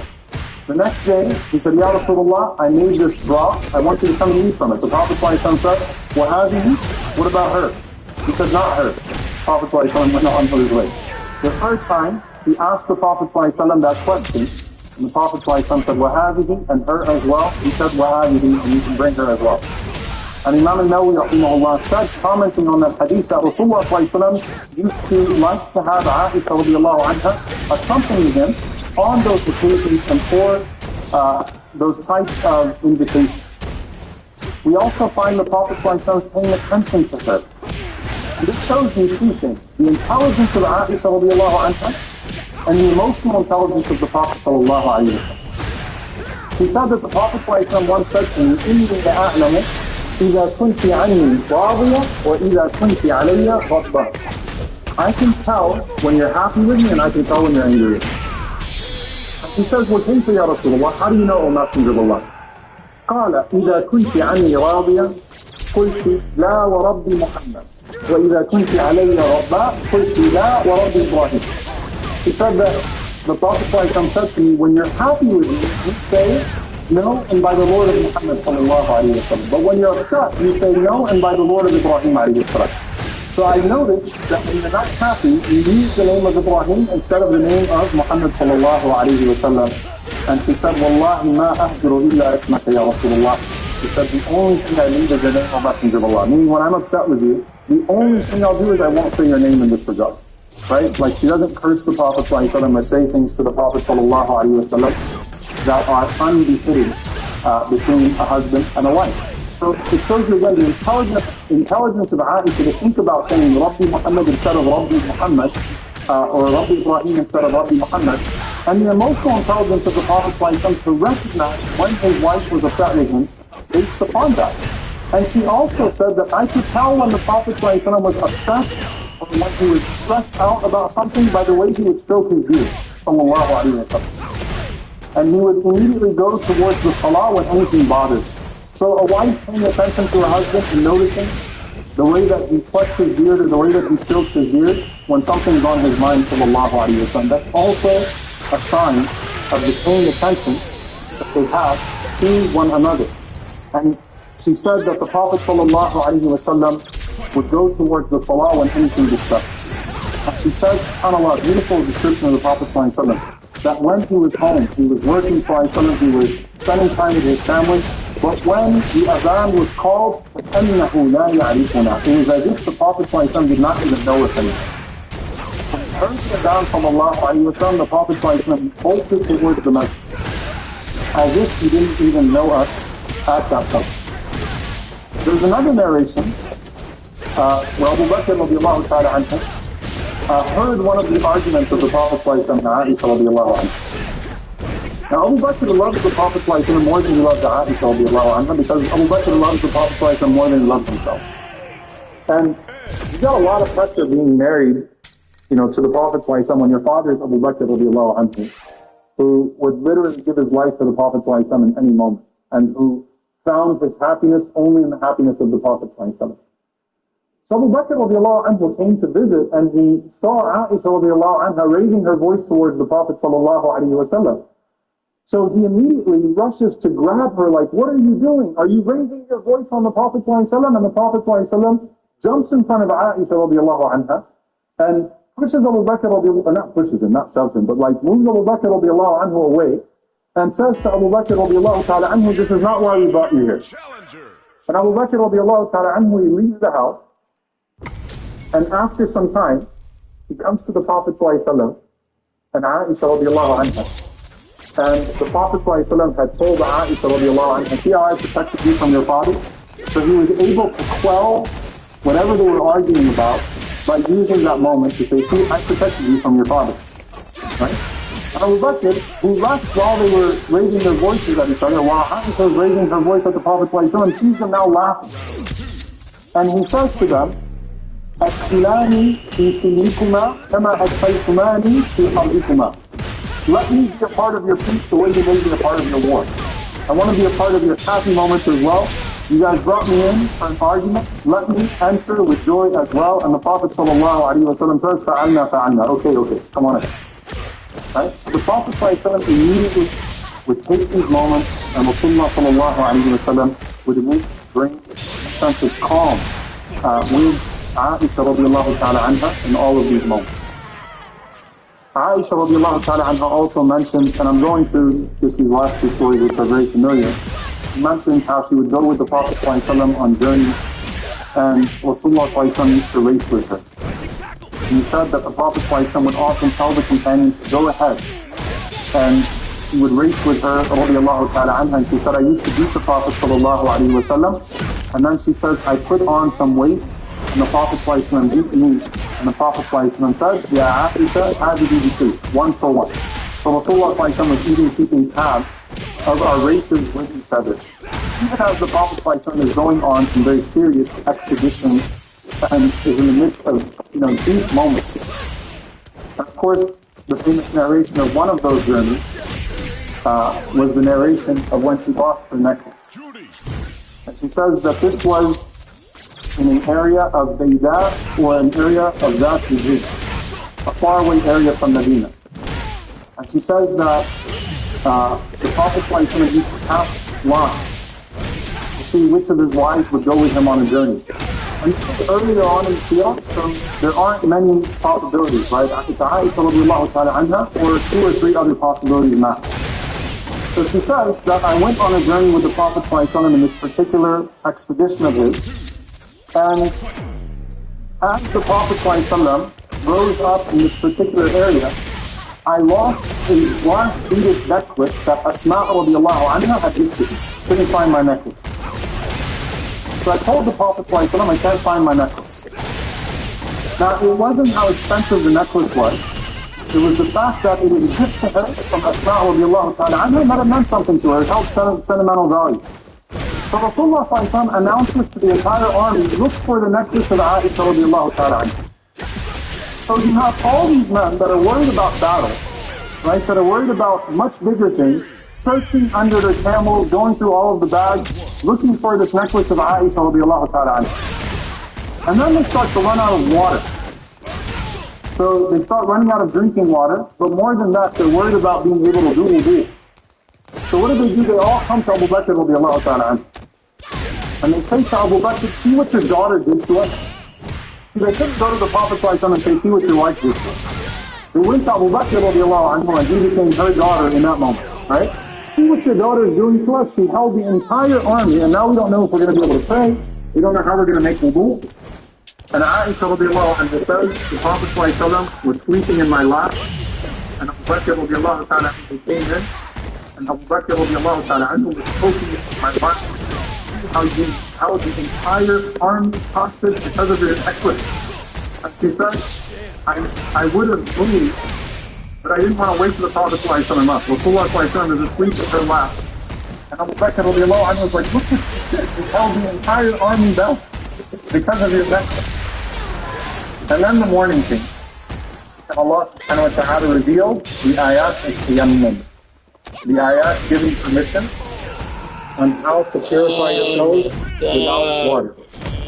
And all of a sudden, all these Sahaba who were upset with me, they went to Abu Bakr radiallahu ta'ala anhu and they said, مَا هَذَا بِأَوَّلِ بَرَكَاتِكُمْ يَا آلَ أَبِي بَكْرِ. This isn't the first time we've been blessed through your family, O Abu Bakr. We always get goodness through you. So everyone was celebrating with Abu Bakr because of your ta'ala anhu came in, and Abu Bakr radiallahu ta'ala anhu was poking me in my lap and saying, see how you held the entire army hostage because of your necklace. And she said, I would have moved, but I didn't want to wake the Prophet ﷺ up. Rasulullah ﷺ is asleep in her lap. And Abu Bakr radiallahu anhu was like, look what you did. You held the entire army back because of your necklace. And then the morning came. And Allah subhanahu wa ta'ala revealed the ayat al-Tayammum. The ayat giving permission on how to purify yourselves without water. And all of a sudden, all these Sahaba who were upset with me, they went to Abu Bakr radiallahu ta'ala anhu and they said, مَا هَذَا بِأَوَّلِ بَرَكَاتِكُمْ يَا آلَ أَبِي بَكْرِ. This isn't the first time we've been blessed through your family, O Abu Bakr. We always get goodness through you. So everyone was celebrating with Abu Bakr because an ayah of ease had come down. So that relieved the pressure, right? And subhanAllah, Aisha radiallahu anha says, after all of that, we couldn't find the necklace, and then my camel got up, and the necklace was under my camel. The Prophet ﷺ did not yell at me this whole time, this whole ordeal, and the necklace was right under the camel. The Prophet ﷺ, he let that go. There are other narrations, subhanAllah, in this regard. One of them is actually a narration where Aisha radiallahu anha says that Hafsa and her pranked the Prophet sallallahu alaihi wasallam. They decided to prank the Prophet sallallahu alaihi wasallam, and basically they switched each other's house. The house is literally like the caravan that's holding on to the camel, right? So it's covered because obviously people would travel in the house and you couldn't see on the inside. So Aisha and Hafsa made a deal. They said, let's switch house and not tell the Prophet sallallahu alaihi wasallam. So Rasulullah would go and talk to one of us and think we're the other person. Right? This was kind of the nature of their relationship, right? Messing with the Prophet ﷺ in a way that was halal, of course, to see what was going to happen. So she said that the Prophet ﷺ went to my house thinking it was me, and he started to talk, and it was really Hafsa, radiallahu anha. And then she said she realized that the joke was on her when we got to the end of the journey, and the Prophet ﷺ just stayed with Hafsa radiallahu anha for the rest of the journey. So she said about herself, she said, جَعَلْتُ رِجْلَيَّ بَيْنَ الْإِذْكِرِ I put my leg in Idkhir, which were plants that used to have a lot of bugs and like scorpions and stuff like that. And she said, Ya Rab, sallit alayya aqraban aw hayya. Oh Allah, let a scorpion or a snake bite me. I can't even blame the Prophet ﷺ for this. Like, this is my fault. Right? Like, I messed it up. And obviously, she wasn't making this dua with me. She was saying it as an expression. Like, I might as well get bit by a scorpion or a snake right now. Like, I messed this up for myself, and the Prophet ﷺ ended up spending the journey with Hafsa radiallahu ta'ala anha. Now her jealousy radiallahu ta'ala anha in this regard is where you start to have a whole bunch of her famous stories. The most famous story is the story of Anas radiallahu ta'ala anha in Sahih al-Bukhari. It says that a group of the Sahaba were sitting with the Prophet ﷺ in the house of Aisha radiallahu anha. And remember, the joke was Aisha can't cook. Right? That's the joke. Now, Aisha radiallahu anha was very insecure about her cooking. She didn't like when people would say that to her. Alright? And that was her sensitive spot. Right? To say to her that you can't cook or to make a joke about her food. I mean, there was even an incident between her and Sauda radiallahu anha where Aisha radiallahu anha cooked and Sauda radiallahu anha kind of looked at it like, I don't want that. Right? And Aisha radiallahu anha said, either you're going to eat it or I'm going to put it in your face. And they end up basically laughing, and Aisha radiallahu anha putting the food in her face, right? Because she didn't want to eat the food of Aisha radiallahu anha. So the Prophet ﷺ is sitting in the house of Aisha and the Sahaba are there, and one of the wives in one of the narrations is Zainab radiallahu anha sends a dish to the house of Aisha, which was like the biggest insult in the world. Right? In the house of Aisha, you send a dish, basically suggests the Prophet ﷺ to feed companions and food. So when Aisha radiallahu anha received the messenger come to the house with a dish, Aisha radiallahu anha comes from behind the curtain, in the middle of the Sahaba, picks up the dish and breaks it, and then walks right back. Now subhanAllah, this is a moment where, like, you talk about the Prophet's composure. I mean, sisters, please don't do that. That's like a major... Think about it, right? That's like a major thing, right? How would you do that to the Prophet ﷺ? And the Sahaba were in awkward silence to an extreme. They were looking at Anas radiallahu anhu says, we all looked at the Prophet ﷺ and we're thinking to ourselves, what's he going to say? And the Prophet ﷺ says, غارت أمكم. Your mother got jealous. Your mother got jealous. SubhanAllah, he didn't say, my wife got jealous. Your mom, because Aisha radiallahu anha is the mother of the Mu'mineen, the mother of the believers. Your mom got jealous. And the Prophet ﷺ said to Aisha radiallahu anha, prepare a dish, send it back, and leave the broken one here. The Prophet ﷺ calmly addresses the situation because Rasulullah ﷺ understood that Aisha radiallahu anha was doing this from a place of extreme love for him. Aisha's love for the Prophet ﷺ was a lot. And so her ghira, and it's actually in the book of ghira in al-Bukhari, this particular narration, her jealousy of the Prophet ﷺ was well known. So the Prophet ﷺ let it go. The red line was Khadija radiallahu anha. Right? SubhanAllah, you find this narration where she says that, Wallahi, I was not jealous of anyone the way I was jealous of Khadija, even though I didn't know Khadija. And SubhanAllah, she says that the Prophet ﷺ used to remember her every single day.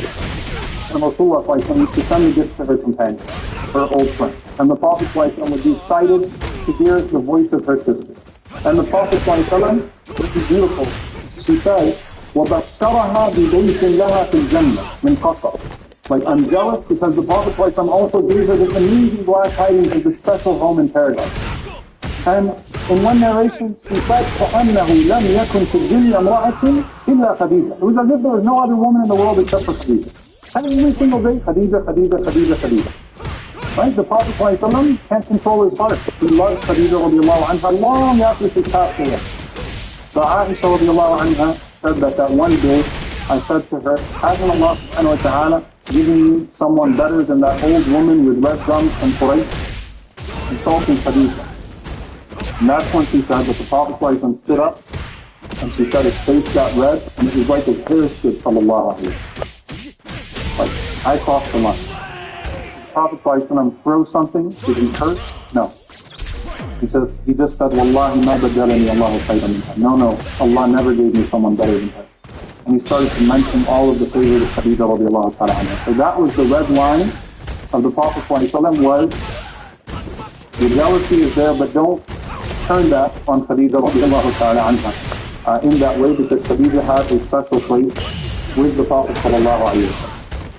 So the next three narrations are literally, subhanAllah, a glimpse into their home at night. And let's just say there are three ahadith about Aisha radiallahu anha waking up in the middle of the night and seeing if the Prophet ﷺ was next to her. So there are narrations where Aisha radiallahu anha at night, out of her love for the Prophet ﷺ, and out of making sure that he was with her, Aisha radiallahu anha at night moved her hand to make sure the Prophet ﷺ was with her. So in one narration, Aisha radiallahu ta'ala anha said, التمست رسول الله صلى الله عليه وسلم فأدخلت يدي في شعره صلى الله عليه وسلم. I woke up at night and I started moving my hand around, and my hand landed on his head صلى الله عليه وسلم, and the Prophet ﷺ opened his eyes. And Rasulullah ﷺ looked at me and he said to me, قَدْ جَاءَكِ شَيْطَانُكِ. Did your shaitan come to you? You know, these thoughts of like, did he leave? Did he, with Zainab, where did he go? قَدْ جَاءَكِ شَيْطَانُكِ. Did your shaitan come to you, Aisha? And Aisha radiallahu anha responded, she says, فَقُلْتُ أَمَا لَكَ شَيْطَانٌ يَا رَسُولَ اللَّهِ. Don't you have a shaitan too, O Messenger of Allah? And the Prophet ﷺ says, بَلَى وَلَكِنَّ اللَّهَ أَعَانَنِي عَلَيْهِ فَأَسْلَمَ. He said, yes, but Allah subhanahu wa ta'ala gave me control over him until he submitted himself. And the Prophet ﷺ closed his eyes and went back to sleep. One riwayah, one narration. So, looking around at night, is he there? He's there. Alright, he got his hair. Okay. The next narration is a beautiful one. She said that one night I started moving my hand around and the Prophet ﷺ wasn't next to me. So she said I started getting up around the room and I started touching every place of the room. They didn't have light, right? This isn't like you hit a light switch. So she said I started touching the different parts of the room. And she said my hand landed on the leg of the Prophet sallallahu alaihi wasallam, and he was making sujood. Sallallahu alaihi wasallam. And he was making the dua, Subhanaka Allahumma wa bihamdik, la ilaha illa ant. Subhanaka Allahumma wa bihamdik, la ilaha illa ant. So I heard the Prophet sallallahu alaihi wasallam making dhikr, and she said, I went back to the bed, and I said to myself, bi abi wa ummi innaka lafi sha'nin, wa inni lafi akhir.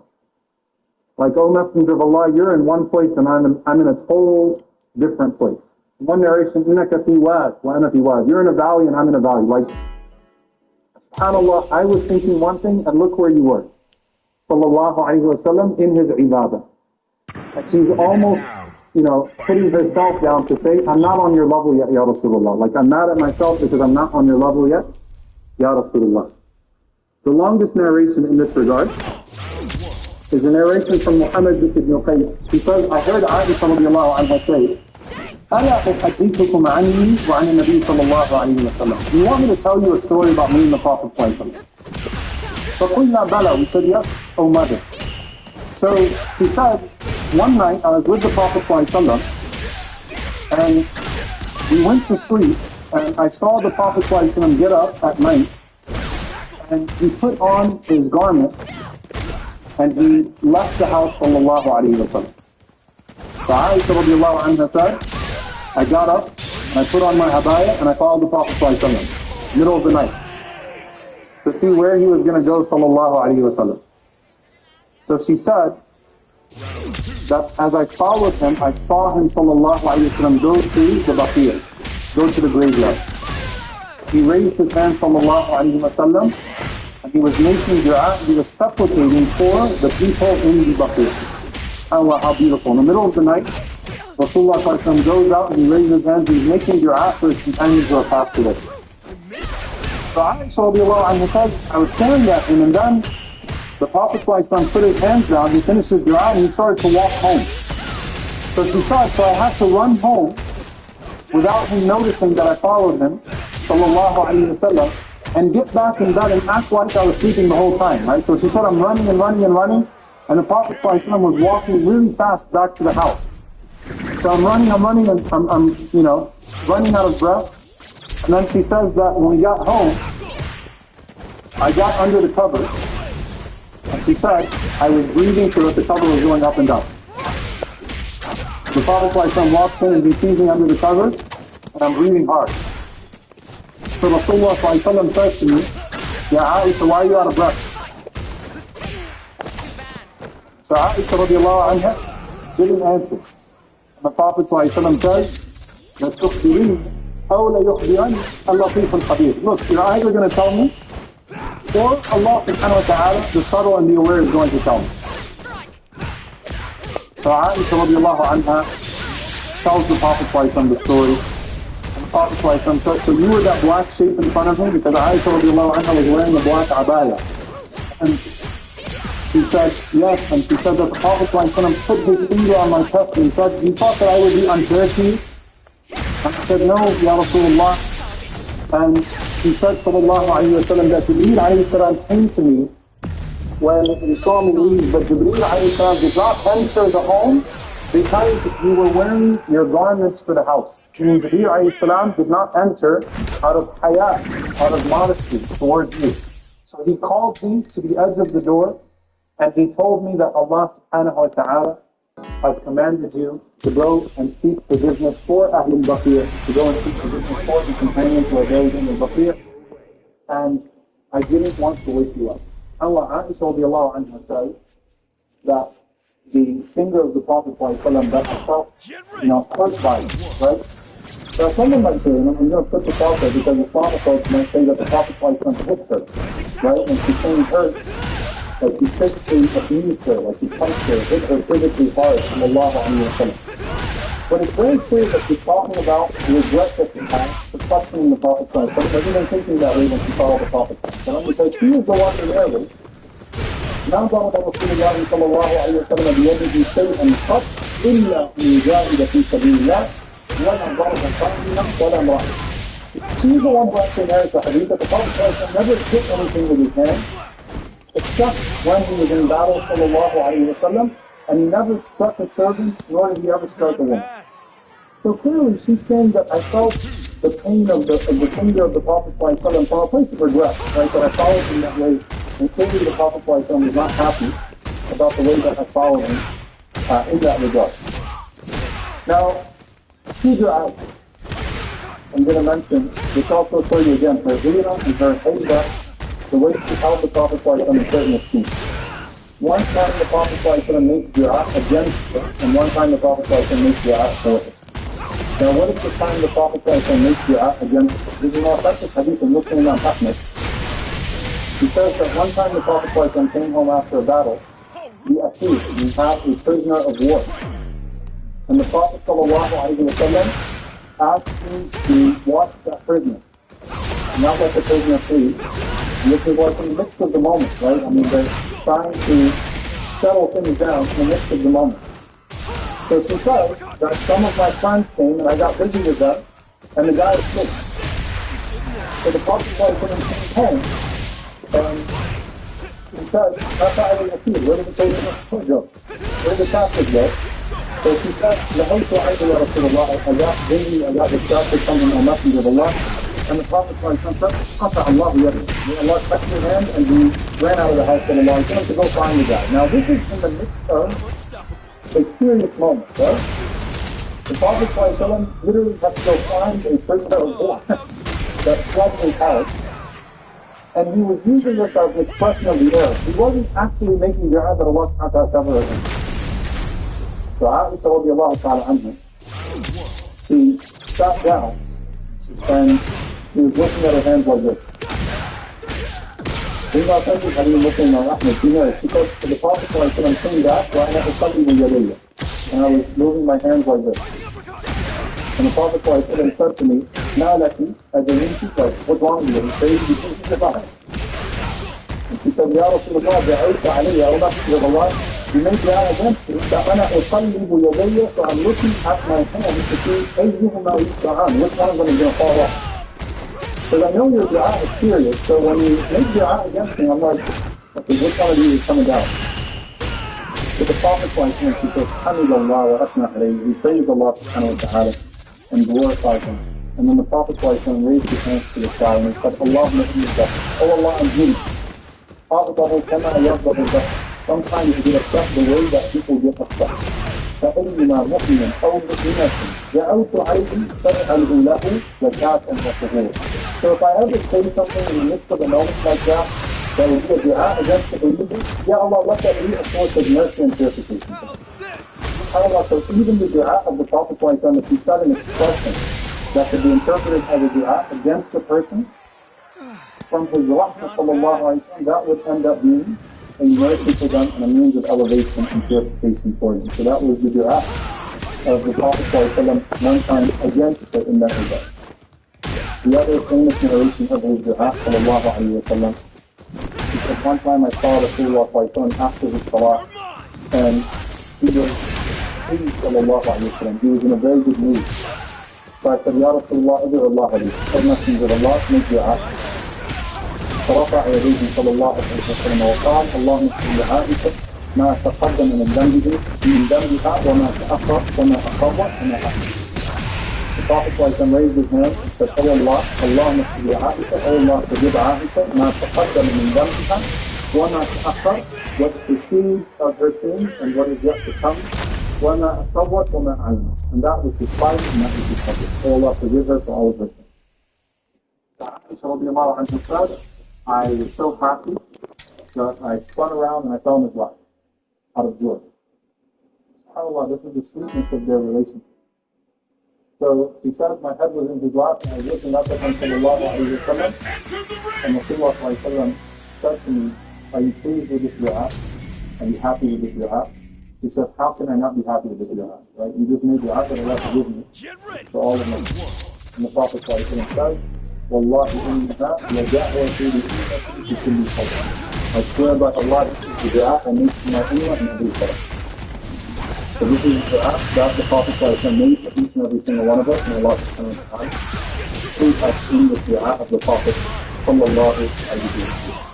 Now in this love, subhanAllah, it's important, especially when we start talking about some of the unknown qualities that Aisha radiallahu anha had, that the thing that he loved most about him sallallahu alayhi wa sallam, more than his smile and more than his was his ibadah, was his work. He used to marvel at his ibadah sallallahu alayhi wa sallam. And so you find the narrations of the Prophet leading the salah. You find the narrations of the Prophet teaching her the Quran and teaching her the tafsir of the Quran and reading the tafsir of the Quran. كان خلقه القرآن صلى الله عليه وسلم. He shared her words with the Quran. You know the hadith, Allahumma anta as-salam wa minka as-salam, tabarak ya dhal jalali wal ikram, that carries from Aisha radiallahu anha, that the Prophet would say this after his salah. She was the one who witnessed the swelling of the feet of the Prophet sallallahu alayhi wa sallam. When he saw the Prophet his qiyam for so long, he said, "Ya Rasulullah, Allah has forgiven you for all of your sins. Why do you pray so much?" قال أفلا أكون عبدا شكورا. Ya Aisha, shouldn't I be a grateful servant? He's the one who narrates the qiyam of the Prophet in Ramadan and outside of Ramadan. And in one narration, subhanAllah, she was asked about the qiyam of the Prophet in Ramadan. And she said, Rasulullah sallallahu alayhi wa sallam never exceeded 11 rak'ahs in Ramadan or in any other month, but he used to offer 4 rak'ahs sallallahu alayhi wa sallam. And she said, "Don't ask me about how beautiful, but how long those rak'ahs were." Okay? So, Tarawih evangelists, it's got to be it. You got to pray people like the Prophet too. And that's why there is rak'ah, there is a section of how the hadith is understood by them. Right? So don't ask me how long, how beautiful the rak'ahs of the Prophet ﷺ. 4 rak'ahs. Long, gorgeous. And then he would take a break, sallallahu alayhi wa sallam, and he'd pray another 4 rak'ahs. And she would say, don't ask me about about how long they were, and how beautiful they were. And then she said, he prayed 3 rak'ahs of dhikr, and don't ask me how beautiful they were and how long they were. And she said, and one night I said to Rasulullah sallallahu alayhi wa sallam, Ya Rasulullah, don't you sleep? You know, don't you go to sleep? Like, subhanAllah, it's beautiful. Like, I'm watching you pray all night long, continue with beautiful connections out to Allah. Do you sleep that night? And the Prophet ﷺ said, Ya Aisha, my eyes sleep, وَلَا يَنَامُ قَلْبِي, my heart never sleeps. Ya Aisha, تَنَامُ عَيْنَيْ, my eyes sleep, but my heart never sleeps. And that's why in this love story, you have the beautiful narrative that are asked Aisha radiallahu ta'ala anha, tell us about the most amazing thing you ever saw from the Prophet sallallahu alaihi wasallam. Tell us what the most incredible thing you ever saw from him. She could have said so many things. The best. SubhanAllah, she got quiet and she cried for a long time. Now think about it. Think about how many memories went through her head when the Sahaba asked her that question. You talk about someone talking about their husband after death. Like Aisha's life for 50 years was talking about her husband after death and teaching about him sallallahu alayhi wa sallam. Sometimes those memories brought her a random smile, random laughter. Sometimes they brought her tears. She missed him. She longed for him sallallahu alayhi wa sallam. Imagine, she longed for him on a nightly basis. What then of life without the Prophet sallallahu alayhi wa sallam? Except that she got quiet and she cried for a long time. So the people around her cried as well. And then she said, ask for Rasulullah sallallahu alayhi wa sallam, what was an amazing life? What do you think about that? It was amazing, sallallahu alayhi wa sallam. His whole life was something to marvel at. But she said that there was this one night, لما كان ليلة من الليالي, there was one night, قال لي يا عائشة, he said to me, O Aisha, ذريني أتعبد الليلة لربي. Can I get up and worship my Lord tonight? Meaning, the Prophet ﷺ from the very beginning of the night wanted to start his ibadah, and the habit of the Prophet ﷺ was to sleep the first part of the night and then wake up for salah. But that particular night, the Prophet ﷺ asked her permission, and I get up and pray. And Aisha radiallahu ta'ala anha, knowing the Prophet ﷺ is showing courtesy and showing a level of honor towards her, and even though, remember, that night, Aisha is the woman that wakes up and goes, where's he at? Right? Listen to what she responds. She said, Wallahi ya Rasulullah, inni uhibbu qurb. O Messenger of Allah, I swear by Allah, I love being close to you. What uhibbu, but I love even more what makes you. That's the most simple response that people possibly do. And when you start to see why the Prophet loved her so much. He said, inni uhibbu qurb, wa uhibbu ma qurb. I love your fortune, but I love even more what makes you happy. So go ahead, Ya Rasulullah. But he said, he got up sallallahu alayhi wa sallam, and he started to pray, and she said, I watched the Prophet sallallahu alayhi wa sallam pray, and she said, first and foremost, the eyes of the Prophet sallallahu alayhi wa sallam started to flow. فَلَمْ يَزَلْ يَبْكِي حَتَّى بَلَّ حُجْرَهُ. And then he kept on crying sallallahu alayhi wa sallam until the area that was praying in got wet from his tears. Sallallahu alayhi wa sallam. How beautiful, subhanAllah. His tears with his own tears sallallahu alayhi wa sallam, and his tears started to fall until the place of his salah got wet as well. But everything is safe. The garment of the Prophet, the beard of the Prophet, the ground in front of the Prophet sallallahu alayhi wa sallam. But she said, I was watching the Prophet sallallahu alayhi wa sallam crying so much. You know, like a concerned wife would do. Like, what are you crying about? Like, what? Right? Something happened? Did someone say something? Did someone hurt you? What is it that caused you to cry this way? So she said, Ya Rasulullah, Why are you crying so much? وَقَدْ غَفَرَ اللَّهُ لَكَ مَا تَقَدَّمَ مِنْ ذَنبِكَ وَمَا تَأَخَّرَ. Allah has forgiven you for all of your things past and present. And he said, Ya Aisha, أَفَلَا أَكُونُ عَبْدًا شَكُورًا. Oh Aisha, should I not be a grateful servant? Verily Allah revealed last night an ayah, وَيْلٌ لِمَنْ قَرَأَهَا وَلَمْ يَتَفَكَّرْ فِيهَا. Woe to the one who reads it and does not contemplate it. إِنَّ فِي خَلْقِ السَّمَاوَاتِ وَالْأَرْضِ وَاخْتِلَافِ اللَّيْلِ وَالنَّهَارِ وَالْفُلْكِ الَّتِي تَجْرِي فِي الْبَحْرِ بِمَا يَنْفَعُ النَّاسَ وَمَا أَنزَلَ اللَّهُ مِنَ السَّمَاءِ مِنْ مَاءٍ فأحيا به الأرض بعد موتها وبث فيها من كل دابة وتصريف الرياح والسحاب المسخر بين السماء والأرض لآيات لقوم يعقلون. The 164th verse of Surah Al-Baqarah. Indeed, in the creation of the heavens and the earth, in the alternation of the day and the night, in the ships that sail the sea for the benefit of humanity, the rain that Allah subhanahu wa ta'ala sends down from the skies, reviving the earth after its death, the scattering of Allah's creatures throughout the world, the shifting of the winds and the clouds drifting between the heavens and the earth, and all of that are signs for people who... This ayah calls the Prophet ﷺ to cry that way. This ayah calls the Prophet ﷺ to get up and pray that way. And Aisha radiallahu anha said that was the most amazing thing I've ever seen. That was the most inspiring thing I've ever seen from him, sallallahu alayhi wa sallam. And so this love story that existed between the Prophet ﷺ and Aisha radiallahu anha was not just one of loving each other because of character, but it was also a poem that was filled with the revelation from Allah subhanahu wa ta'ala. And inshallah ta'ala, next week we'll continue and we'll talk about all the way until that very last moment in the house of Aisha radiallahu anha with the Prophet sallallahu alayhi wa sallam. We ask Allah subhanahu wa ta'ala to be pleased with our mother Aisha radiallahu anha, to be pleased with all of the mothers, to be pleased with the companions of the Prophet sallallahu alayhi wa sallam, and to send his peace and blessings upon him and his family. Allah is pleased with us. Inshallah, this will remind us to everyone to please support the brothers and sisters in Syria and Turkey. As you go outside, you'll find the Syrian forum there in the collection donation. And I'll see you all next week in the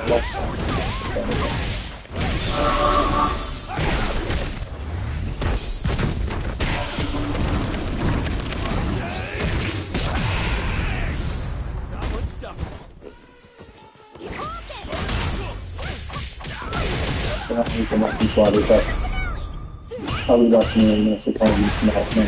الحمد لله رب العالمين والعدوان على الظالمين والعاقبة للمتقين. اللهم صل وسلم وبارك على عبدك ورسولك محمد صلى الله عليه وسلم وعلى آله وصحبه وسلم تسليما كثيرا. Welcome back to another episode of the Verse. Bismillah ta'ala, we continue tonight with our mother Aisha radiallahu ta'ala anha.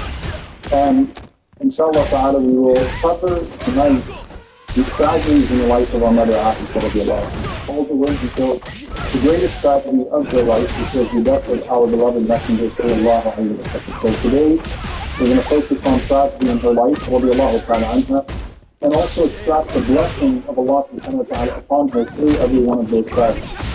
Next week, inshallah ta'ala, we'll talk about her legacy, her life after the Prophet sallallahu alayhi wa sallam. So we have two more halaqas with our mother Aisha radiallahu ta'ala anha. And really what I wanted to do was bring these all together so that we could try to identify the common theme in these different tragedies that happened in her life, because subhanAllah, what you find is that while Allah subhanahu wa ta'ala chose her for tests and trials that no other wife of the Prophet sallallahu alayhi wa sallam was chosen with, Allah subhanahu wa ta'ala also blessed her with blessings that no other person was blessed with. And that's something that really stood out to me as I was preparing for tonight, that every single one of these has absolute devastation and then a recognition of the absolute unique blessings that have come to her, radiallahu ta'ala anha. So we're going to talk about Hadith al-Nifs, we're going to talk about the slander of our mother Aisha radiallahu anha, we're going to talk about the death of her mother, which is not often spoken about. We're going to talk about then the death of the Prophet sallallahu alayhi wa sallam in her life. So before that, we started off this part of the series on Aisha radiallahu anha with talking about the idea of sacrifice. Being married to the Prophet sallallahu alaihi wasallam is a very difficult thing, not in terms of his personality and his character. Rather, the Prophet sallallahu alaihi wasallam had the most pleasant personality of all, and it is the greatest blessing to be with him sallallahu alaihi wasallam in this dunya and in the akhirah. But the challenges that come with that, the poverty that comes with that, the oppression that comes with that, all of the challenges, even privacy, subhanAllah, which Aisha radiallahu anha will speak about, all of these things are compromised because you are in the household of the Messenger sallallahu alayhi wa sallam. So there's an ayah in Surah Al-Ahzab, and I want to go through these ayat before we get to Hadithatul Ifk, which is the slander of Aisha radiallahu anha, where you have the strongest mention of Aisha in the Quran. Surah Al-Ahzab. Allah subhanahu wa ta'ala alludes to a situation in the household of the Messenger sallallahu alayhi wa sallam that's stunning, which is that the wives of the Prophet sallallahu alayhi wa sallam found life very difficult by the standard of the Messenger sallallahu alayhi wa sallam. The poverty was becoming severe, the difficulty was severe. I mean, the Prophet ﷺ did not have proper furniture, he did not have proper food, no matter how powerful he was, sallallahu alayhi wa sallam. And Allah subhanahu wa ta'ala reveals to the Prophet sallallahu alayhi wa sallam to essentially go to his wives and give them a choice to stay married to him, sallallahu alayhi wa sallam, and bear the difficulty of being married to him in terms of worldly deprivation, or to basically be let go and there would be no blame on them. So this is an offer that comes down in the Quran to the wives of the Prophet sallallahu alaihi wasallam. Ya ayyuha nabi, qul li azwajika in kuntunna turidna al-hayata ad-dunya wa zinataha fata'alayn umatti'kunna wa usarrihkunna sarahan jamila. Allah subhanahu wa ta'ala says, O Prophet, say to your wives, if you desire the life of this world and its luxury, then come forward and you will be given a suitable compensation and you will be let go gracefully. You're not going to be let go in a harsh way. You're not going to be mocked. It's understandable that this is a very difficult task to live in this level of poverty and hardship. وَإِن كُنْتُنَّ تُرِدْنَ اللَّهَ وَرَسُولَهُ وَالدَّارَ الْآخِرَةَ. And if you want Allah and the Messenger and the hereafter, فَإِنَّ اللَّهَ أَعَدَّ لِلْمُحْسِنَاتِ مِنْكُنَّ أَجْرًا عَظِيمًا. Then Allah subhanahu wa ta'ala has prepared for those of you who are good doers a great reward. So you have an amazing reward that awaits you in the hereafter. So the Prophet ﷺ is essentially given an order to go to each one of his wives and to tell them, Allah is giving you an offer here. And you're not going to be blamed if you choose to go back to your homes and to be given some worldly compensation, because it's understandable that this is a difficult life to bear. فَبَدَأَ بِعَائِشَةَ رَضِيَ اللَّهُ عَنْهَا. The Prophet ﷺ started with Aisha radiallahu anha, and he loves Aisha radiallahu anha, so of course the Prophet ﷺ is hoping she doesn't take the other option, but he has to be just and give her the option that you can go back to your parents' home and you won't be blamed. So he goes to Aisha radiallahu ta'ala anha and he says, Ya Aisha, إِنِّي أُرِيدُ أَنْ أَعْرِضَ عَلَيْكِ أَمْرًا أُحِبُّ أَنْ لَا تَعْجَلِي فِيهِ حَتَّى تَسْتَشِيرِ أَبَوَيْكِ. It's a mouthful. He says, listen, Aisha, Allah has given me an order to give you a choice, and I would hope that you're not hasty in answering until you go and you talk to your parents. Meaning what? You know, the Prophet ﷺ and Aisha radiallahu anha's relationship is very quick, it's very fun, it's open, subhanAllah. She might say something in haste to prove a point or something that's going to end up being against her. So the Prophet ﷺ said, listen, be slow in answering, know how you're going to answer me, and then it's probably a good idea for you to go talk to Abu Bakr and to Umar, to your parents, in the Prophet. What is it, O Messenger of Allah? So the Prophet ﷺ recited the ayat to her. So she responded, she said, أَفِيكَ يَا رَسُولَ اللَّهِ أَسْتَشِيبَ أَبَوَيَّ. So you want me to go consult my parents in regards to you, O Messenger of Allah? She said, She said, all I want is Allah and the Messenger and the Dar al-Akhirah and the day after. I don't need to go talk to my parents. So I'm going to give you a quick answer. And the quick answer is, I want to stay. I know it's a difficult life. I know what I signed up for. I know that there will be poverty here and hardship. But I don't want to go talk to my parents. I have to stay. And the Prophet was so happy. Like he breathed a sigh of relief. As Aisha told me, Allah, I said, alhamdulillah. He didn't choose the other option. But then Aisha radiallahu anha, our mother, says to the Prophet sallallahu alayhi wa sallam, but don't tell the other wives what I said. لا تذكر امرأة من نسائك بالذي قلت. Don't tell them what I said. Reasons that the ulama mentioned. Either she doesn't want to give, the answer to them that the Prophet loved, that they use the same answer. This is my original answer. I responded to the ayah as it came down, and it clearly made you happy. So don't give it away to the other ones. Let them figure out how to answer. She doesn't want them to know, because if they know, then maybe they'll say too, and maybe she's hoping that one of them takes the other off. So the ulama of hadith, they disputed over the meaning of this, but she said, listen, don't tell the other wives what I said. And the Prophet said, look, no woman is going to ask me about what she said, except that I have to tell her. I have to tell her. Why? He said, إِنَّ اللَّهَ لَمْ يَبْعَثْنِي مُعَلِّمًا وَلَكِنْ بَعَثَنِي مُعَلِّمًا. But Allah has sent me, or Allah did not send me to be harsh or to irritate people. Like, I'm not here to play games with people or to irritate or to poke. Allah sent me as a teacher, and Allah sent me to make things easy for people. So if the other wives say, well, what did Aisha say? I'm going to have to tell them, because I'm not going to pit anyone against each other, and I'm abiding by the ayah as it came down to me. So the Prophet ﷺ goes out very happy from Aisha radiallahu anha, and every single one of the wives of the Prophet ﷺ said, well, what did Aisha say?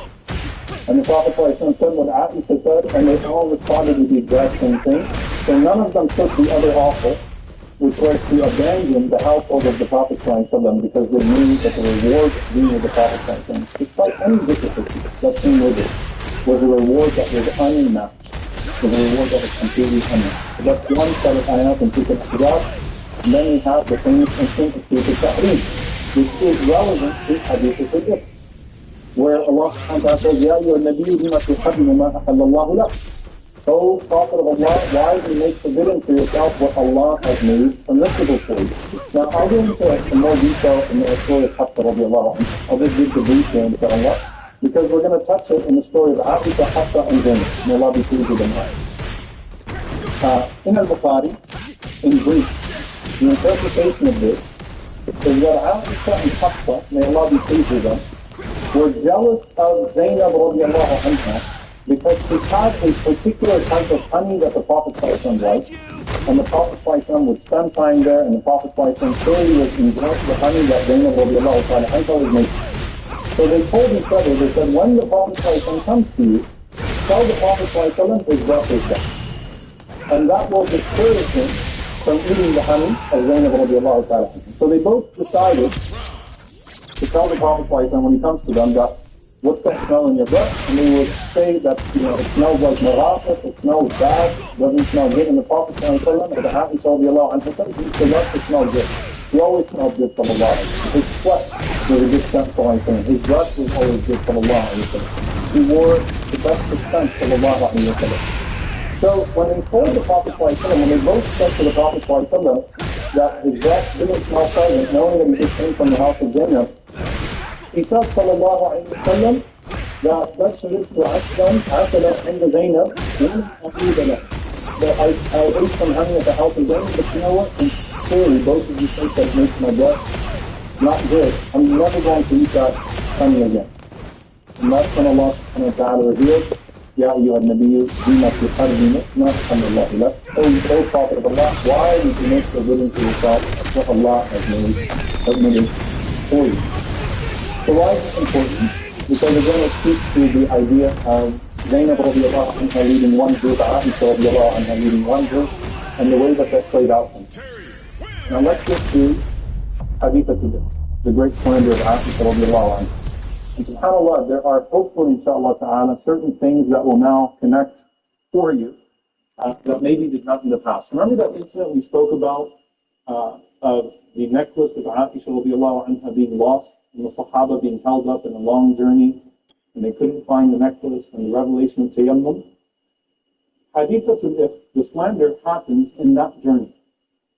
So this was one of those journeys, subhanAllah, where things are all over the place, where, Aisha radiallahu anha loses her necklace, and now Aisha radiallahu ta'ala anha says that on this journey, and this was the campaign of Bani al-Mustaliq, 6 years after Hijrah, on this journey, after I found my necklace and the army was to proceed, Aisha radiallahu ta'ala anha went to relieve herself. So she went far away from the army to relieve herself, to use the restroom, or to find something.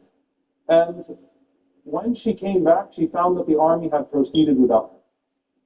Now it was nighttime, which gives you an idea as to why that could have happened. And she describes, she says that they assumed that I was in the hawdaj, remember the caravan that's on the back of the camels. And she said I wasn't too heavy, so it was easy for them to just make the assumption that I was still there. So they just continued forward. It was in the middle of the night, and they continued their journey towards Medina. And I came back, and I found the army is gone. So first she lost her necklace on this journey, and now she got lost on this journey. And you can imagine this is actually a pretty scary circumstance. Now the Arabs used to plan for this stuff. They understood the ways of traveling during the journey, which is why the Prophet ﷺ would appoint someone to stay behind and to make sure that no one forgot anything or no one was forgotten. Ibn Hajar rahimahullah says, Safwan radiallahu ta'ala anhu, Safwan ibn Mu'attal was this person. And he says Safwan used to be ordered to wait 8 to 10 hours, sometime after the army would proceed, and then he would go and he would see if anything or anyone was left behind. So Aisha radiallahu anha knows the procedure. She says that I went back to the place that we last were, and I just, sat in the same place, and I waited for someone to come. I figured they'll come back once they realize they forgot me, they'll come back to the place that they last remember seeing me. So she said, then while I was sitting there, I got tired and I fell asleep. So she's sleeping, and she wakes up to Safwan radiallahu anhu saying, Inna lillahi wa inna ilayhi raji'un. Inna lillahi wa inna ilayhi raji'un. Like, what a disaster. Out of all people to be forgotten, Aisha radiallahu anha. And she says that وَآنِي قَبْلَ الْحِجَابِ. He saw me before hijab. So he recognized me because he saw me before hijab. Aisha radiallahu anha would cover her face. So she's saying that he recognized me because this was after the ayat of hijab. And when he knew that I was there, he said, Inna lillahi wa inna ilayhi raji'un. And he didn't say another word to me. That's it. Inna lillahi wa inna ilayhi raji'un. Aisha radiallahu anha quickly got up. She covered herself altogether. And she says that Safwan put the camel down and he walked away. He made the camel kneel and then he walked away, not even looking at me. Right? Like, no salamu alaikum, what happened, ya al-Mu'mineen? Nothing. Not a single conversation. He's doing everything he needs to do. He's a noble man, radiallahu ta'ala. I mean, that's why the Prophet ﷺ appoints him for such a task. So Aisha radiallahu anha says, I mounted the camel, and once he knew that I mounted the camel, he ordered the camel to stand, and he started to take me towards Al-Madinah. And she says, he didn't say a single word to me after that. Like, that was it. No conversation. He's doing what he's supposed to be doing, bringing Aisha radiallahu anha back to the army of the Messenger, sallallahu alayhi wa sallam. And subhanAllah, to make it even more obvious that there was nothing wrong happening here, he entered into Medina in broad daylight. Like, I'm not trying to hide anything here. Clearly the mother of the believers was left behind. And he's entering into Medina to make it very clear. Safwan is known as the person that cleans up afterwards, retrieves anything that's been left over. It's only been a few hours. It was last night, and now it's broad daylight. And that's when Aisha radiallahu anha says, فَحَلَكَ مَنْ حَلَكَ فَحَلَكَ مَنْ حَلَكَ. Then those who are meant to be destroyed were meant to be destroyed. Meaning what? The slander starts from that moment. وَكَانَ الَّذِي تَوَلَّى كُبْرَ الْإِفْكِ عَبْدُ اللَّهِ بِن أُبَيْ بِن سَلُولٍ. And the one who got the biggest share of the slander, who started the slander, was Abdullah ibn Ubay bin Salul, the chief of the hypocrites. Now, a lot is happening to Abdullah ibn Ubay bin Salul right now. The ayahs, you can see how much is happening in this particular journey. The ayah, يَقُولُونَ لَإِنْ رَجَعْنَا إِلَى الْمَدِينَةِ لَوْ إِجَنَّ الْأَعَزُ مِنْهَا الْأَذَى. That they say, the hypocrites say that if we get back to Medina, we're going to remove the humiliated one and replace him with the honored one. Meaning what? Abdullah bin Ubay bin Salul said during this campaign, we're going to get back to Medina and we're going to remove the humiliated one. And he means by that Rasulullah sallallahu alaihi wasallam, and replace him with me, the honored one.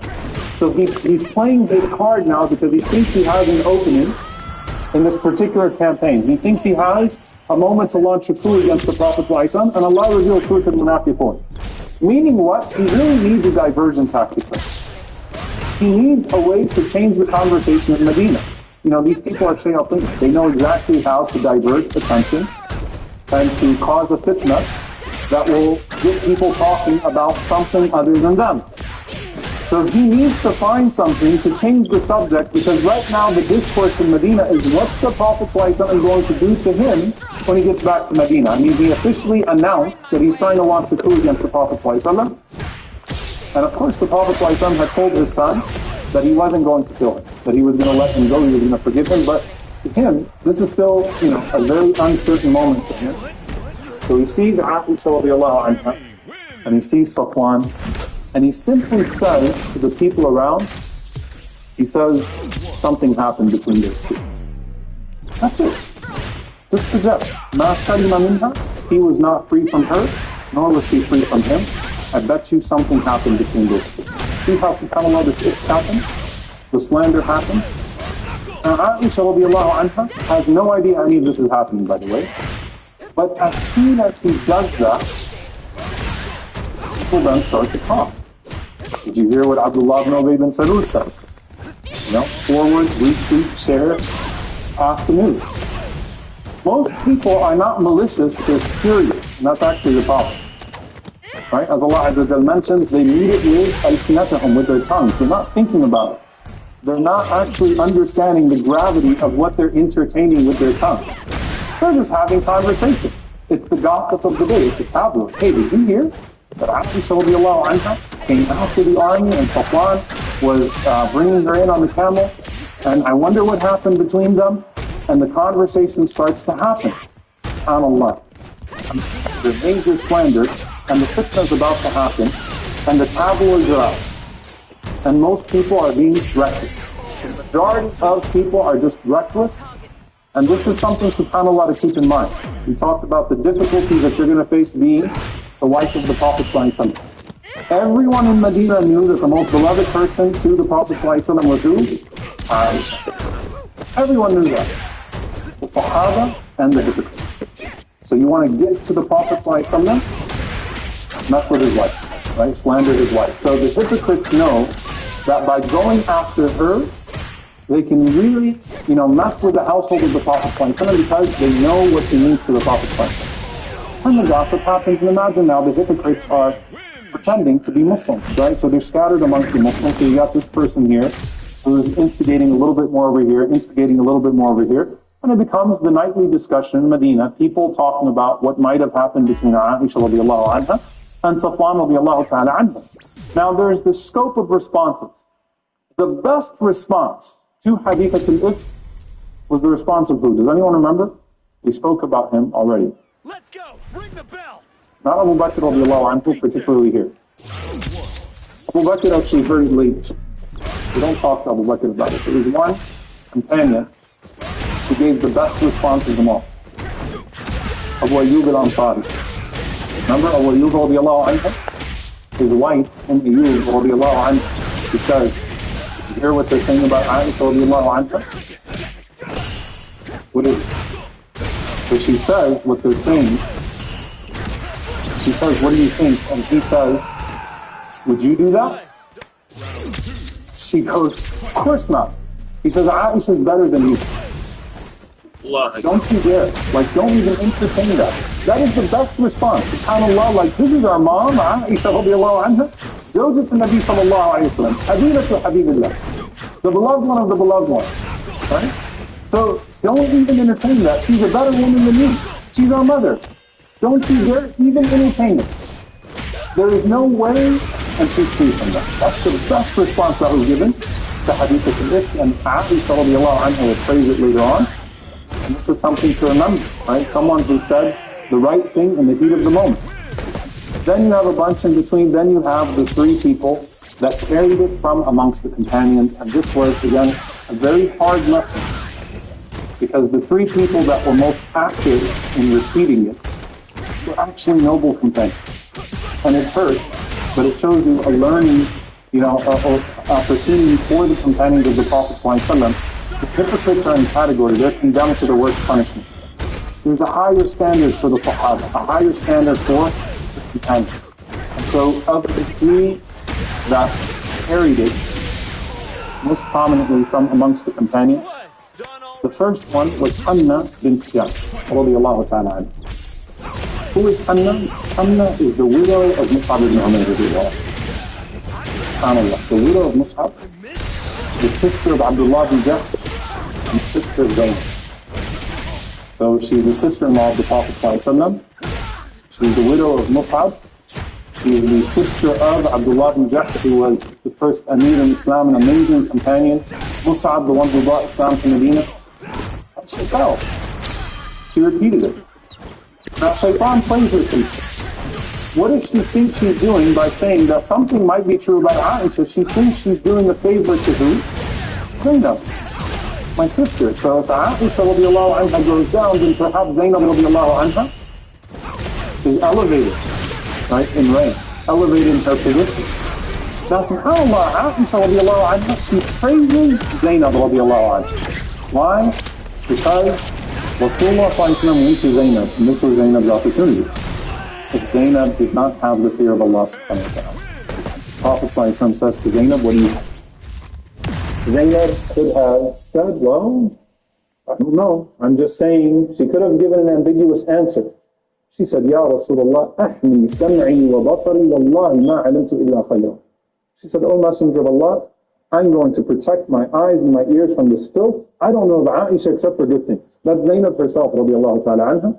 Our mother Zainab, she said, this is Aisha we're talking about, radiallahu anha. Of course, she would never do something like that. This is disgusting and it should not be repeated. And Aisha radiallahu anha actually says in the hadith, she says that Zainab radiallahu anha was held back by her taqwa, by her wara, by her fear of Allah subhanahu wa ta'ala, her God consciousness, right? And unfortunately, Hanna radiallahu anha, and we say radiallahu anha, she's a companion that fell. She made a mistake, a grievous mistake here. She thought she was doing her sister a favor by putting down Aisha radiallahu ta'ala anha. The second one was, and we spoke about them in detail, Hassan ibn Thabit radiallahu ta'ala anha, and that hurt because Hassan was the poet of the Prophet ﷺ. He used his tongue to defend the Prophet ﷺ against the enemies of Rasulullah. And some of the scholars say, look, pay attention to something here. There is التوقعون المتصدقون المتقيون. And I'm not going to go into the details of these 3 categories of people, but the Prophet ﷺ used to talk about people who talk too much, people who rhyme too much, people who comment too much.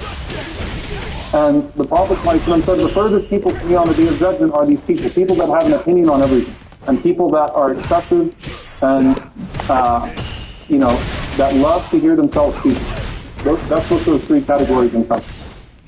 And some of the scholars commented, they said the problem with the poets is that a poet is so eloquent and is looked to offer an opinion on everything, to become a commentator. So Hassan radiallahu anhu had nothing but love for the Prophet ﷺ, but he offers his comments. And his tongue slips. And our mother Aisha radiallahu anha hated that anyone would speak bad of him. Aisha radiallahu anha hated that anyone would speak bad of him. Why? Because she said he used to defend the Prophet ﷺ. Meaning his defense of the Prophet ﷺ is more beloved to me, or weighs heavier for me, than his using his tongue against me for those moments. SubhanAllah, because she loves the Prophet ﷺ more than she loves herself. So when people would say bad things about Hassan in her presence, she would stop them, and she would say, that was the man that used to respond on behalf of the Prophet ﷺ. That's a Subbu Hassan. Don't say anything bad about Hassan. And she used to say that I remember him saying, فَإِنَّ أَبِي وَوَالِدَهُ وَعِرْضِي لِعِرْضِ مُحَمَّدٍ مِنْكُمْ وِقَاءُ. She said, I remember the powerful words of Hassan when he used to say that my mother, my father, and my honor are all for the honor of Muhammad sallallahu alayhi wa sallam, so don't curse Hassan. So it was Hamna and Hassan, and then the third one was Mistah, who happens to be her cousin. And Mistah, it's not clear why he fell into it, but he was very poor. Allah knows best what happened, how he got himself into it. But Misbah radiallahu ta'ala anhu got into it as well. And he was the companion of the Prophet sallallahu alayhi wa sallam. So anyway, you know, the conversation's happening in Medina, and Aisha radiallahu anha says that I actually got sick on this journey. So for 1 month, I was in bed. I had no idea that people were talking about me. Imagine, subhanAllah, the whole of Medina is having this conversation about Aisha radiallahu ta'ala anha. And she said, I had no clue that any of this was happening to me. She said, except one thing that got me curious. She said, لا أعرف من رسول الله صلى الله عليه وسلم اللطف الذي كنت أرى منه حين أشتكي. She said the Prophet ﷺ was not as loving and gentle and compassionate with me in this sickness as he would have been in the past. So she said, the Prophet ﷺ would enter upon me, يسلم علي, and he would give salam, and he would say, كيف تيكم? How are you? How are you? So he was inquiring, sallallahu alayhi wa sallam. He was still showing care and concern, but Aisha radiallahu anha knows the Prophet sallallahu alayhi wa sallam. She knows something is wrong.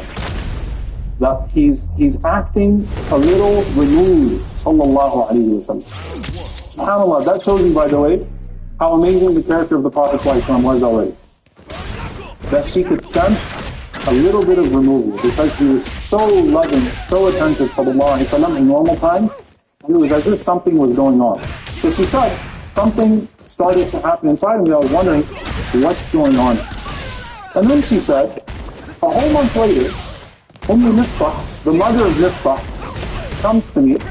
And basically, they used to go to a far out place, al-Manasir. They used to go far away from their homes to use the restroom. How you think about the ni'mah of our time, the blessing of our time. She actually goes into quite some detail, which explains that we held our bowel movement, and then once every 2 nights or so, we'd go out to the outskirts. And there was a place that was allocated, dedicated, especially for the women, to be able to relieve themselves. So she said, I went with Misbah to relieve myself. And as we were there, and she explains the relationship, she says that Misbah was the daughter of Sa'd ibn Amir, who is the maternal aunt of Abu Bakr. So Misbah is Abu Bakr's first cousin. Alright? So she's my second cousin. She said, I'm with Misbah, and then as we are out, she trips. And she says, Ta'isa Misbah. May Misbah be destroyed. She's like, why are you making dua against your son? And on top of that, she says, I said to her, not knowing that Misbah had said things about me, I said to her, what a horrible thing you said. Are you saying something bad about a man who attended Badr? Not your son. How dare you say something about a man who attended Badr? And then she says to me, Hey Hanta, وَلَمْ تَسْمَعِي مَا قَالَ? You know, young woman, you don't know what he said about you? She said, no, I have no idea.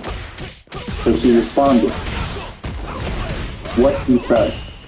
And that's when she learned of the That's when she learned about the slander. So 4 months after it has started in Medina, Aisha radiallahu anha said, those are the moments that I learned about what the discussion was. I knew what the tabloids were saying. I knew what the gossip was in Medina. And she said that just made me sicker than I'd been before. I mean, I felt sick to my stomach. How did they say these things about me? But she said, I went home and I cried. And the Prophet ﷺ entered and he did what he was doing every day, sallallahu alayhi wa sallam. He gave me salam and he asked me how I was doing.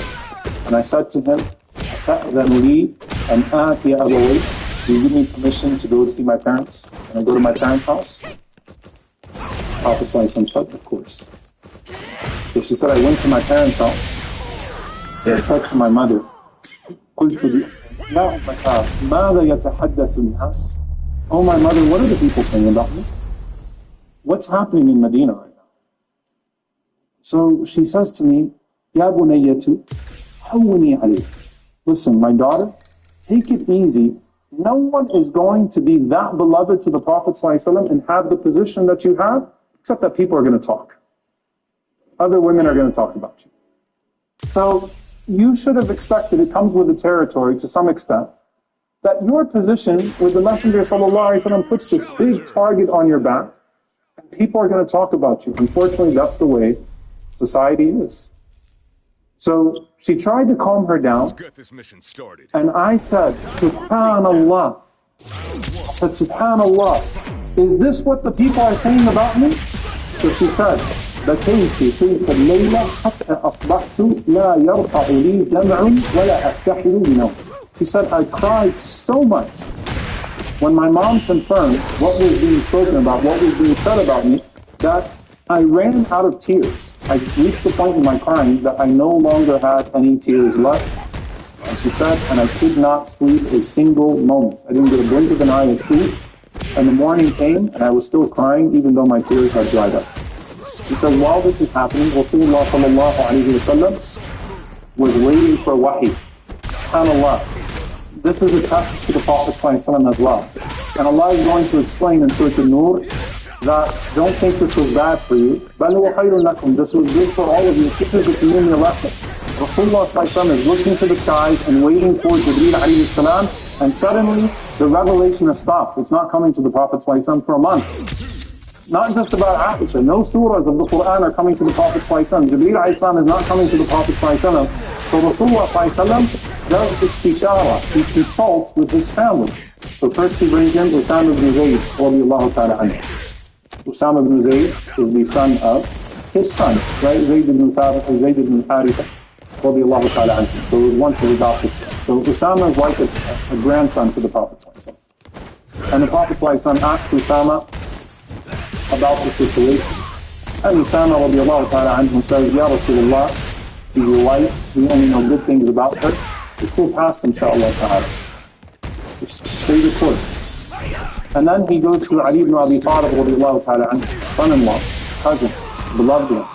And Ali radiallahu anhu says what Usama said, but Ali radiallahu ta'ala anhu added two things. He said, listen, at the end of the day, if you need to move on, Allah subhanahu wa ta'ala has not restricted you. But before you do something like that, you need to go, why don't you go and consult Barira, the free slave of Aisha radiallahu anha. Why? Because Barira radiallahu anha is close to Aisha radiallahu anha. So go ask her about this, Ya Rasulullah.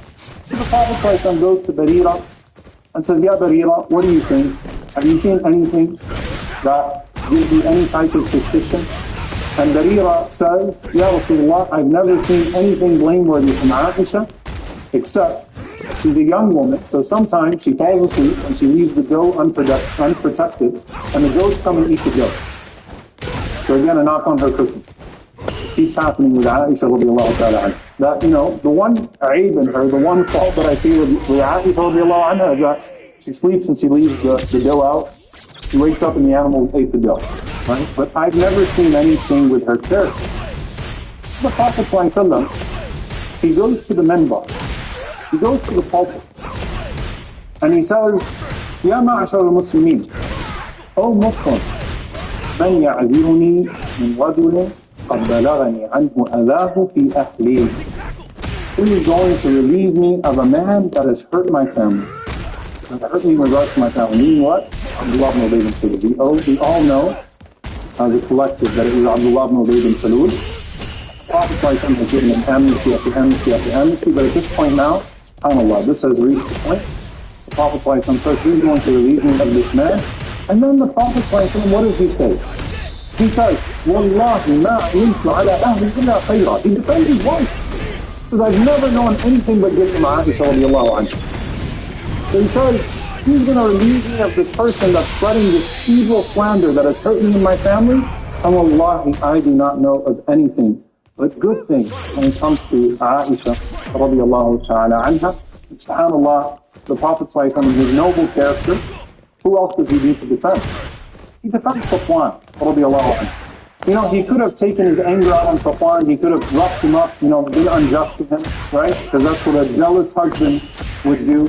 Instead, the Prophet ﷺ knows that Aisha radiallahu anha is the more high-profile victim of this slander, but Safwan is also a victim. So the Prophet ﷺ says, وَلَقَدْ ذَكَرُوا رَجُلًا مَا عَلِمْتُ عَلَيْهِ إِلَّا خَيْرًا. And they've been mentioning a man, and wallahi, I don't know except good things about him. So I know only good things about my wife Aisha, and I know only good things about the man that they are making this claim about, and he never used to come to visit me except, or he never visited my family except that I was there. At that point, that's when Sa'ad ibn Mu'adh radiallahu anhu stands up, and Sa'ad was the chief of Al-Aws, and he said, Ya Rasulullah, if he is from us, then we'll take care of him, we'll kill him, and if he's from the Khazraj, give us the order and we'll take care of him as well. Meaning what? We'll take him out if he's one of us, and we'll take him out if he's one of them. Now this was, unfortunately, the first time you started to hear the hints of that prehistoric ignorance, Aus versus Khazraj. Right?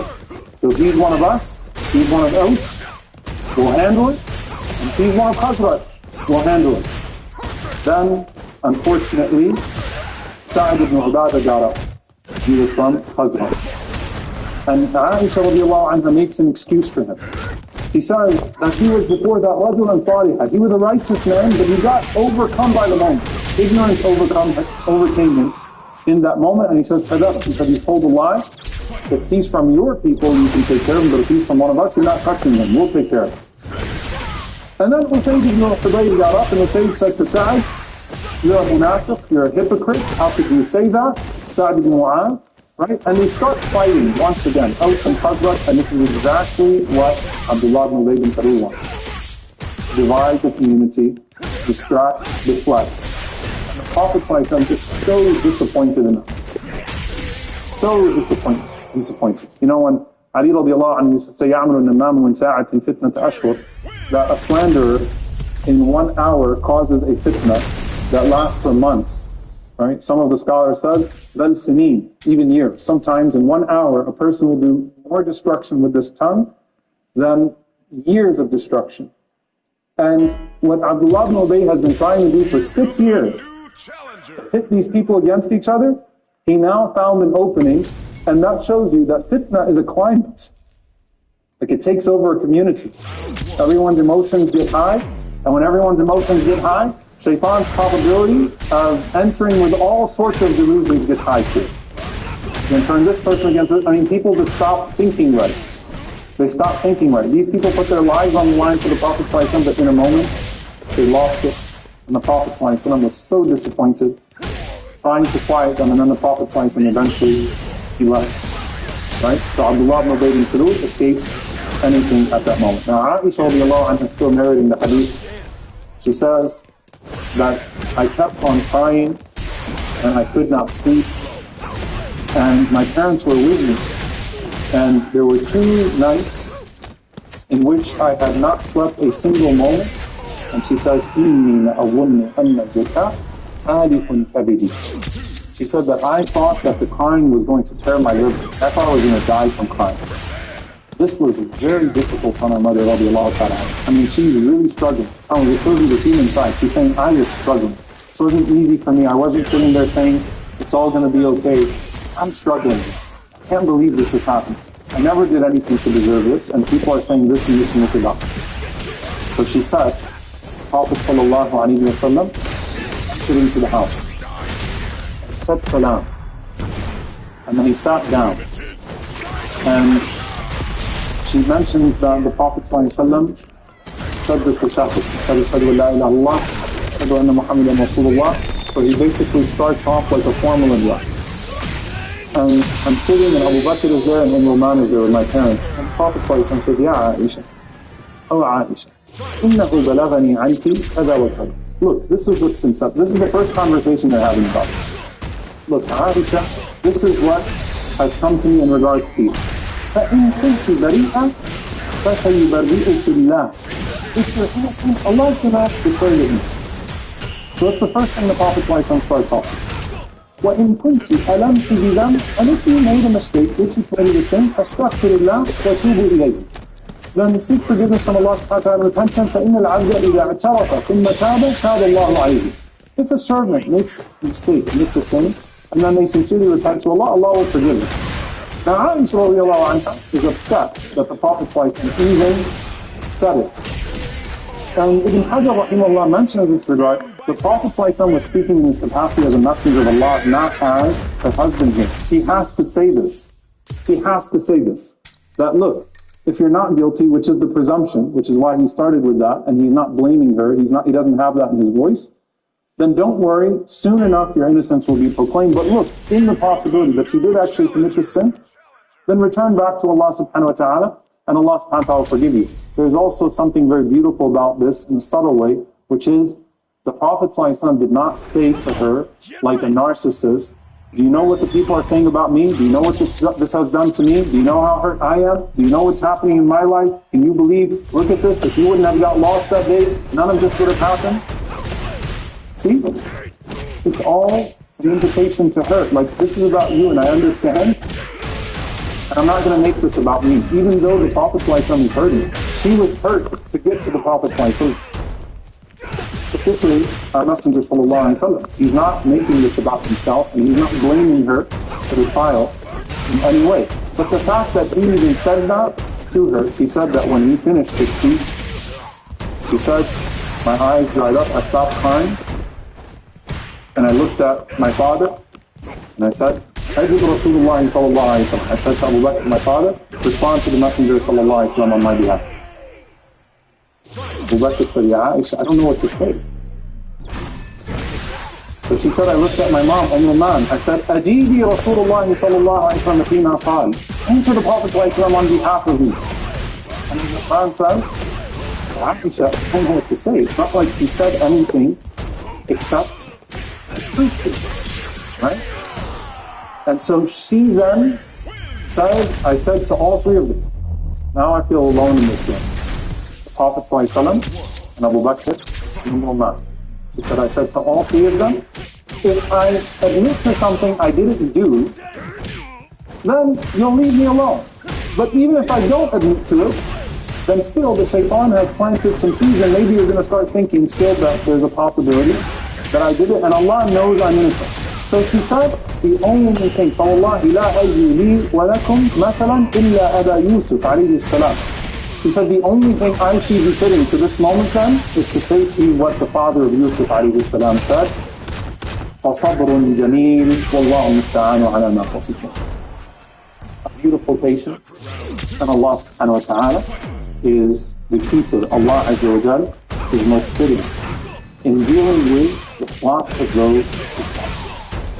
So she said, I turned away from them, and I laid on my bed, and she said, I knew that I was innocent. And she said, I knew Allah was going to reveal my innocence. So listen to what she says. وَلَكِنْ اللَّهِ مَا كُنْتُ أَظُنِّ أَنَّ اللَّهَ مُنْزِلٌ فِي شَأْنِي وَحْيًا يُتْلَى. She said, I never thought Allah would reveal Quran about me. I never thought Allah subhanahu wa ta'ala would reveal Quran about me. She says, لَشَأْنِي فِي نَفْسِي كَانَ أَحْقَرَ مِنْ أَنْ يَتَكَلَّمَ اللَّهُ فِي أَوْ فِيَّ بِأَمْرِهِ. She said, I never thought that I am of a position that Allah Azza wa Jalla would speak about me with revelation. She says, وَلَكِنْ كُنْتُ أَرْجُو أَنْ يَرَى رَسُولُ اللَّهِ صَلَى اللَّهُ عَلَيْهِ وَسَلَّمَ فِي النَّوْمِ رُؤْيًا. I was hoping the Prophet ﷺ would see a dream that would reveal my innocence. I never thought Allah subhanahu wa ta'ala was going to reveal Quran in my defense. But she said that the Prophet ﷺ did not leave his seat. She said, suddenly, what was known of the Prophet ﷺ's revelation started to happen. He heard the descent of revelation on the Messenger sallallahu alaihi wasallam. And he knew that Quran was coming. It's been a whole month. And the Prophet ﷺ was waiting for Allah Azza wa Jalla to reveal something about this. And it's coming to the Prophet ﷺ in the house of Abu Bakr and Umar and Aisha. She said, after the Prophet ﷺ received revelation, he smiled.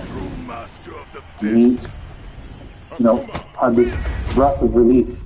And he said, Ya Aisha, Anta Allah faqad bara'aki. Oh Aisha, Allah has declared your innocence. Allah Akbar. Now here's the thing. When he said that, sallallahu alayhi wa sallam, Aisha radiallahu anha says that Man said to me, go to the Prophet ﷺ, like now this is over. Go give him a hug. Go embrace him. She said, Wallahi la aqumu ilayhi. She said, no, not now. I'm not going to the Prophet ﷺ. فَإِنِّي لَا أَحْمَدُ إِلَّا اللَّهَ عَزَّ وَجَلَّ. Right now I'm going to praise only Allah subhanahu wa ta'ala. But Allah was the one who declared my innocence in this regard. And then she said, وَأَنزَلَ اللَّهُ تَعَالَى إِنَّ الَّذِينَ جَاءُوا بِالْإِفْكِ until the end of it. The 10 ayat of Surah Al-Nur in which Allah subhanahu wa ta'ala declared the innocence of Aisha radiallahu anha. I mean, she's saying I was so emotional in those moments that I only wanted to praise Allah subhanahu wa ta'ala. Because Allah revealed Quran in my defense. I never thought that was going to happen. I never thought I had a position with Allah subhanahu wa ta'ala for Him to reveal 10 ayats of Quran. And it wasn't just 10 ayats for her innocence. It was 10 ayat in which Allah subhanahu wa ta'ala admonishes the community. 10 ayat in which Allah subhanahu wa ta'ala speaks about those who brought forth the ifk. And as the Maqsad says, if you read the whole Quran, the anger of the ayat towards those who slandered Aisha radiallahu anha is unlike the anger that Allah subhanahu wa ta'ala used in regards to any other group of people. Ibn Abbas radiallahu ta'ala anhuma used to say, "Man ajlama dhanban, thumma taba ila Allah." Whoever commits a sin and then repents to Allah subhanahu wa ta'ala, it will be accepted from them, illa man qala fi hayyi Aisha. Except for those that would talk about Aisha radiallahu anha. That's a severe sin. It requires another level of tawbah for them. Because Allah subhanahu wa ta'ala was so severe in defending our mother Aisha radiallahu ta'ala anha. And Al-Qurtubi rahimahullah, he comments, says that the flogging was carried out on Mistah and on Hamna and on Hassan. But Abdullah ibn Ubay bin Salul was actually ordered to be left. Why? وإنما لم يحج عدو الله لأن الله تعالى قد أعد له في الآخرة عذابا عظيما فلو حد في الدنيا لكان نقصا من عذابه الأخروي. He says that Allah subhanahu wa ta'ala told the Prophet ﷺ spare his entire punishment for the hereafter. Because any punishment that comes to him here might be a decrease of that which he has done, the severity of what he has done. And that's what he meant when he said, وَالَّذِي تَوَلَّى كِبْرَهُ مِنْهُمْ لَهُ عَذَابٌ عَظِيمٌ. That the one who started it has a particular azab, particular punishment in the hereafter that awaits him for the way that he dealt with our mother Aisha radiallahu ta'ala anha. Imam al-Qurtubi rahimahullah also says something very beautiful about this. He says, Allah subhanahu wa ta'ala exonerated Musa alayhi salam through the stone. What does that mean? Remember they slandered Musa alayhi salam, they said that he has a skin condition. Right? And then Musa alayhi salam put his garment on the stone, and the stone ran off with his garment, and basically revealed that Musa alayhi salam was slandered. Musa alayhi salam beat the stone because he was upset about it, but that's how Allah subhanahu wa ta'ala, relieved Musa of the slander towards him alayhi salam. And then he said, and Allah exonerated Yusuf alayhi salam through the young boy, shahida shahidun min ahliha, right? The young boy that was a witness. Allah revealed the innocence of Yusuf alayhi salam through that. And Allah exonerated Maryam alayhi salam through Isa alayhi salam in the cradle, when the baby spoke from the cradle. But as for Aisha, Allah chose to exonerate her himself. So she was slandered in a way that no other wife of the Prophet ﷺ was slandered. And she was tested with this unique test of pain. But Allah exonerated her himself with Quran. And that's why sometimes you find her name in the hadith, الَّتِي بَرَّأَهُ اللَّهُ مِمَّا قَالُوا, the one who Allah subhanahu wa ta'ala exonerated from that which they said about her. So Aisha radiallahu anha has a few months of pain followed by an eternity of praise. Where till now we read about her innocence radiallahu ta'ala anha in this regard. And then she continues in the hadith, by the way, and I'll move on from it, that Abu Bakr radiallahu anhu, just quickly as you heard the story, Abu Bakr, as soon as these ayat came down, he said, Mistah. He said, I give charity to him, wallahi, la untitwa. I'm never going to give him charity again. That's Abu Bakr radiallahu anhu's response. He slandered my daughter and I've been giving him charity. And then Allah subhanahu wa ta'ala responded, forgive and pardon, don't you want Allah to forgive you? Abu Bakr radiallahu anhu said, I want to be forgiven by Allah. So Abu Bakr gave him his daily charity even on the day he was flogged for slandering his daughter. Shows you the way that this family sought the pleasure of Allah and the Messenger sallallahu alayhi wa sallam. Now one thing that happens, and then we'll get to the hardest tragedy, which is the death of the Prophet sallallahu alayhi wa sallam. One thing that happened in the same year, 6 years after Hijrah, is that Imrul Man, radiallahu anha, the mother of Aisha radiallahu anha, got sick and died. Now, subhanAllah, some of the scholars, they said it's perhaps an insinuation, though there is nothing, that is concrete in this regard, that the stress of that situation may have led to some of the circumstances that caused it. So this was a very hard year for them, a very difficult year for the entire family. And radiallahu ta'ala anha, in that stress, would pass away soon after. And the Prophet ﷺ himself went into the grave of her and received her body, radiallahu ta'ala anha, wastaghfara laha, and he sought forgiveness for her. And in one narration, the Prophet ﷺ, as he buried Ruman radiallahu ta'ala anha, he said, whoever wants to look at a woman in Jannah, can look at the woman. Radiallahu ta'ala anha, a noble woman, the mother of Aisha radiallahu anha. So she dealt with al-ifk, and she dealt with the death of her mother.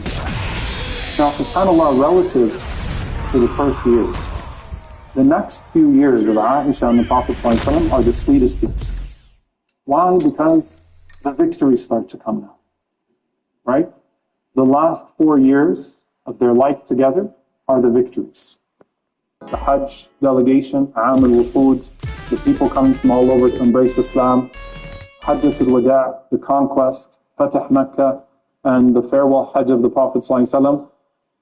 These years are the years in which the Prophet ﷺ is seeing his mission come to fruition. And the Prophet ﷺ is certainly encountering the least amount of test and trial in these last few years of his life, alayhi salatu wassalam.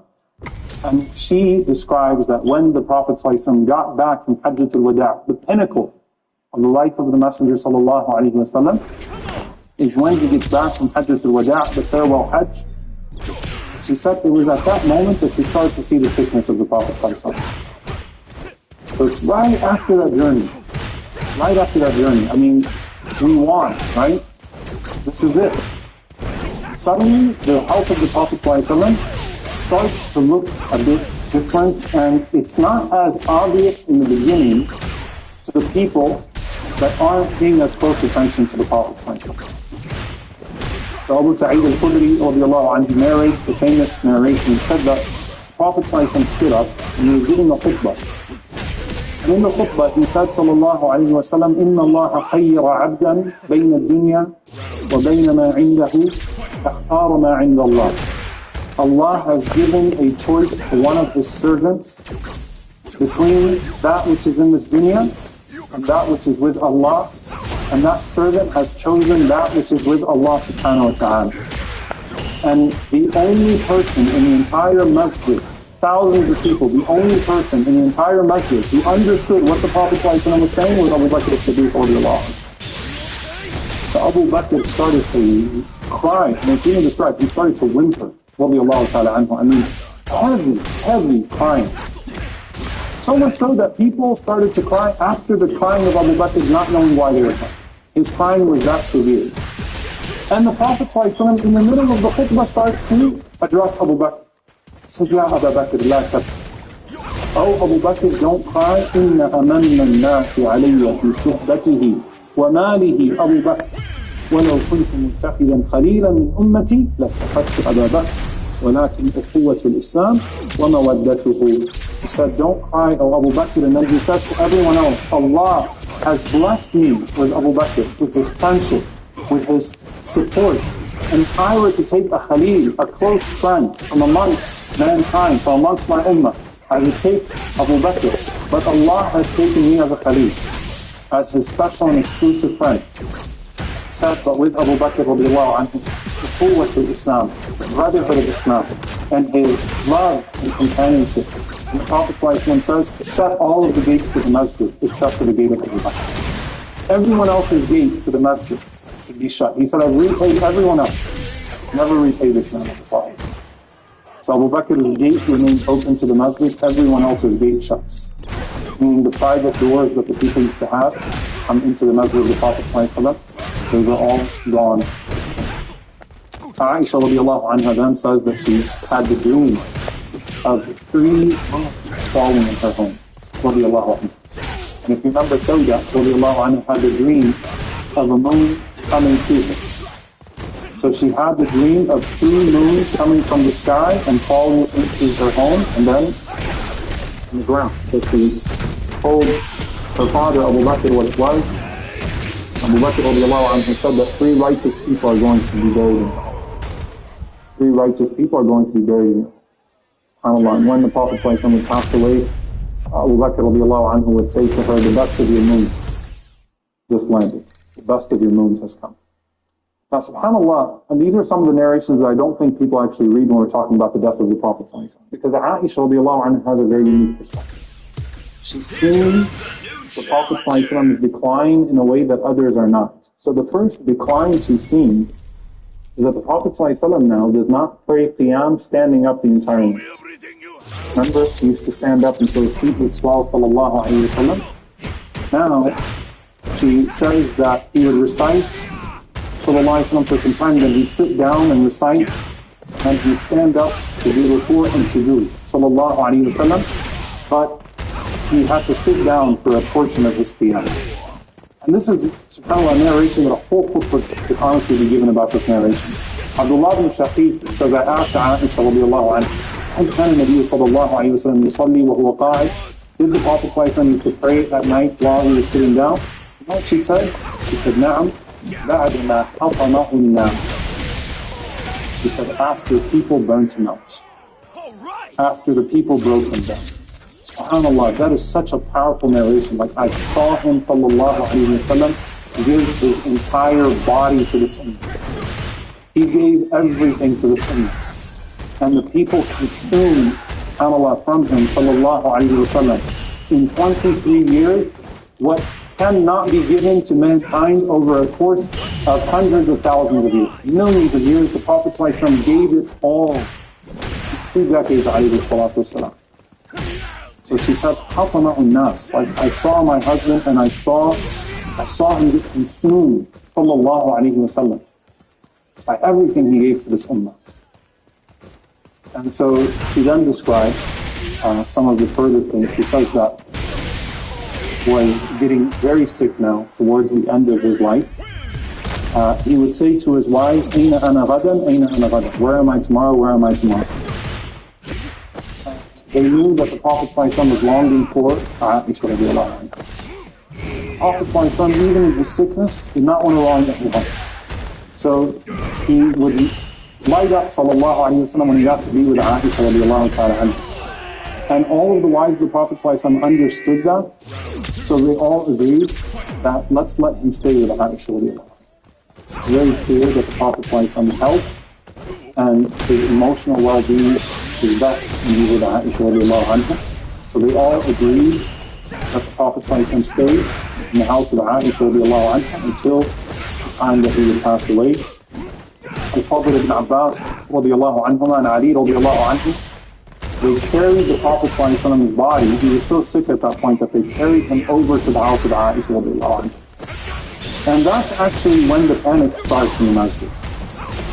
So you see the Prophet ﷺ, he can't walk on his own anymore, sallallahu alayhi wa sallam, and he had to be carried to the house of Aisha radiallahu anha. That's when they realized that this is a very serious condition that the Prophet ﷺ has. And still, subhanAllah, Aisha radiallahu anha says that he still found it in him, sallallahu alayhi wa sallam, even when he could barely move, he still joked with him. So she says that, I told the Prophet ﷺ, لَا رَأْسَ عَلَى الْحَرِيقِ. Rasulullah ﷺ says, ذَاكِ لَوْ كَانَ وَأَنَا حَيٌّ فَأَسْتَغْفِرُ لَكِ وَأَدْعُ لَكِ. Said, well, that's good, because that means if you pass away before me, I'll get to seek forgiveness for you and ask Allah's mercy for you. And Aisha radiallahu anha said that I said back to the Prophet ﷺ, you probably want that so you could be with somebody else, like you're probably trying to get rid of me.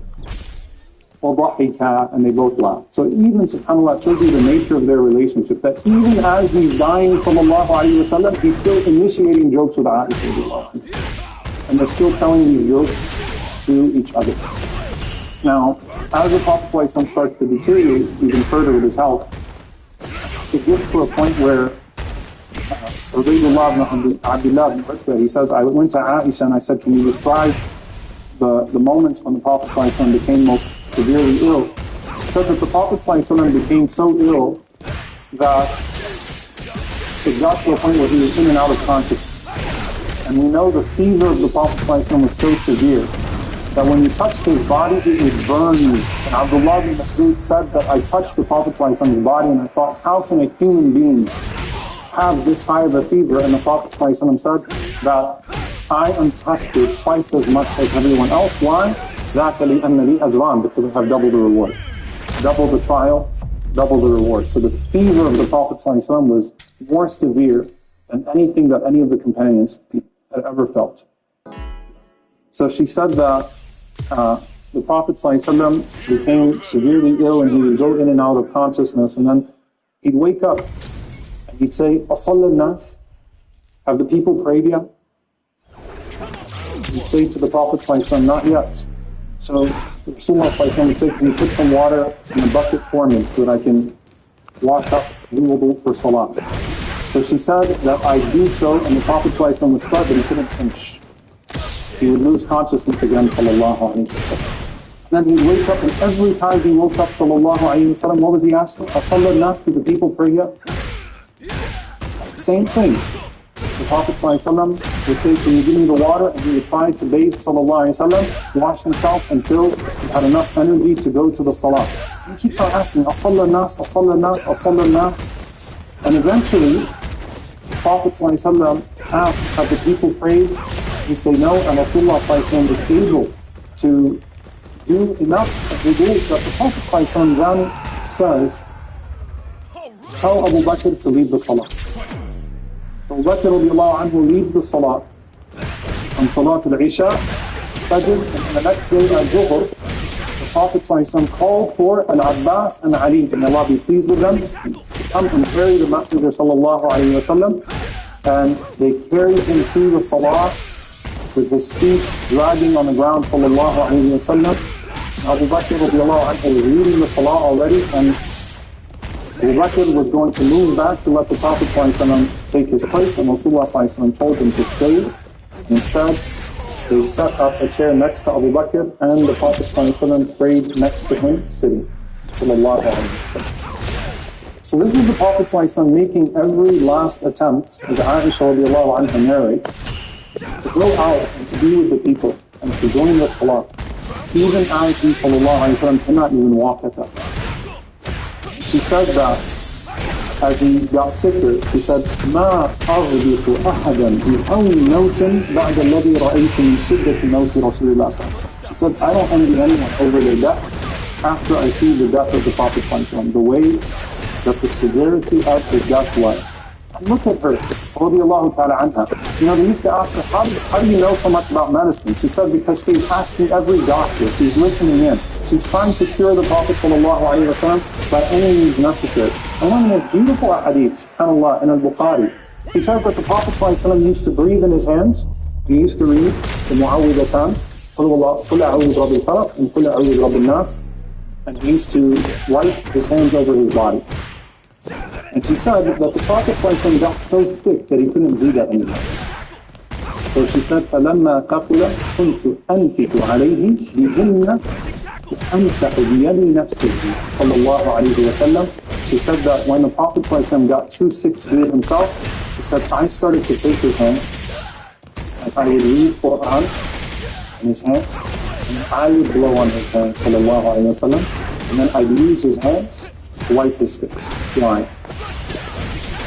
She said, because the blessing from the hand of the Prophet ﷺ is greater than the blessing.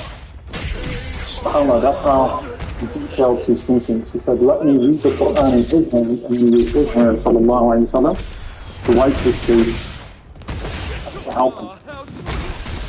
Aisha radiallahu ta'ala anha says that amongst the du'as that she narrates, she says that when the Prophet ﷺ was passing away, he had a cup of water, and he put his hand in that cup of water, and he would wipe himself, sallallahu alayhi wa sallam, and he would say, Allahumma inni ala sakarat al-maut, la ilaha illallah, inna lil-mawti sakarat.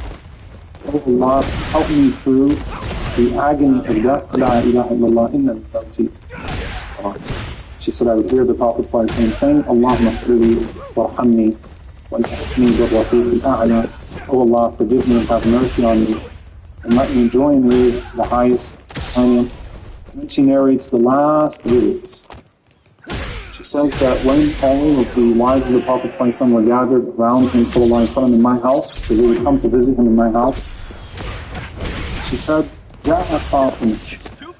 And I know we've heard this narration, but the way Aisha even described it is so beautiful. She says, جاءت فاطمة تمشي كأن مشيتها مشية رسول الله صلى الله عليه وسلم. Like even she was walking was like the walk of the Prophet ﷺ. Fatima was so like the Prophet ﷺ that she walks into the room and like you couldn't help but notice that even her walk was the same walk as the Prophet ﷺ. And the Prophet ﷺ smiled and said, Marhaban bibnati, marhaban. Welcome my beloved daughter, welcome my beloved daughter. فأجلسها عن يمينه صلى الله عليه وسلم. And the Prophet ﷺ sat her down on his right side. وَإِنَّهُ أَسَرَّ إِلَيْهَا حَدِيثًا فَبَكَتْ. That he said something in her ear and she started to cry. And the Prophet ﷺ told her, come back. And he said something to her that caused her to laugh. So Aisha radiallahu anha said, I said to Fatima, what did he say to you? Fatima said, this is a secret between me and my father. So she wouldn't tell Aisha radiallahu anha what happened until after the death. She'd say that the first time the Prophet ﷺ told me that I'm not going to survive this, that I'm going to die. And it made me cry. And the second time, the Prophet ﷺ told me that you'll be the first one to follow me. So I started to laugh. Fatima radiallahu anha is a young woman, by the way, very young woman. But she was happy because the Prophet ﷺ just told her, you're about to die as well. To come and to be with me. And of course, the last thing the Sahaba saw of the Prophet ﷺ was the narration that Anas radiallahu ta'ala anhu mentions of the Prophet ﷺ removing his curtain and looking at the companions praying. And the companions were so excited because they all thought that the Prophet ﷺ was going to heal and come out. And Rasulullah ﷺ was smiling and his face was as bright as the page of a mushaf. And the Prophet ﷺ ashara ilayhim, he signaled to them, keep praying. And he closed the curtain, sallallahu alayhi wa sallam. At this point, the only person that's going to be with our Prophet ﷺ for the rest of his life here is Aisha radiallahu anha. SubhanAllah, in the ummah of over 100,000 at this point, only one person is going to spend whatever remains of his life with him, sallallahu alayhi wa sallam. That's Aisha radiallahu anha. So Aisha radiallahu ta'ala anha says that the Prophet ﷺ was perched up against my chest. Alayhi salatu. So they're sitting in the room. Aisha radiallahu anha says that the fever of the Prophet ﷺ is very hot, and he was breathing hard, sallallahu alayhi wa sallam. Clearly doesn't have much left, sallallahu alayhi wa sallam. She says that Abdurrahman, my brother, came to check in on me, and he had a siwak, toothbrush. وأنا مسندة رسول الله صلى الله عليه وسلم, and the Prophet ﷺ was leaning against me. فَرَأَيْتُهُ يَنْظُرُ إِلَيْهِ. So I noticed the Prophet ﷺ, his eyes looked at the siwak. وَعَرَفْتُ أَنَّهُ يُحِبُّ السِّوَاكِ. And I knew the Prophet ﷺ used to love the siwak, especially before what? Before salah. Before he'd meet Allah subhanahu wa ta'ala for his salah, the Prophet ﷺ would always use the siwak. He liked to have beautiful breath, alayhi salatu wassalam, when he recited the Quran. Said to the Prophet ﷺ, do you want me to take it? فَأَشَارَ بِرَأْسِهِ النَّعَمْ. The Prophet ﷺ simply nodded his head. The Prophet ﷺ was so weak at this point, he couldn't even move his hand and he couldn't even respond with his voice, sallallahu alayhi wa sallam. So she said, I took it. فَتَنَاوَلْتُهُ أَشْتَدَّ عَلَيْهِ وَقُلْتُ لَيِّنْهُ لَكَ فَأَشَارَ بِرَأْسِهِ النَّعَمْ فَلَيَّنْتُهُ.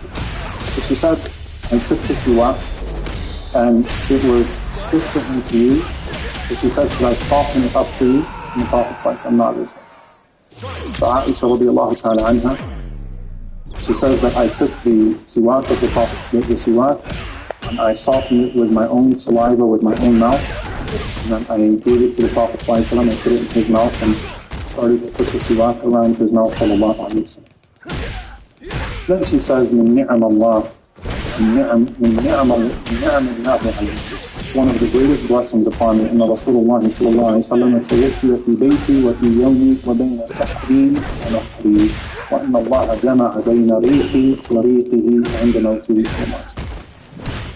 He said that the Prophet sallallahu alayhi wa sallam would die in my house, and it happened to be my day, meaning even though the wives of the Prophet ﷺ agreed that he could stay with her, that it happened to be her day anyway, her home.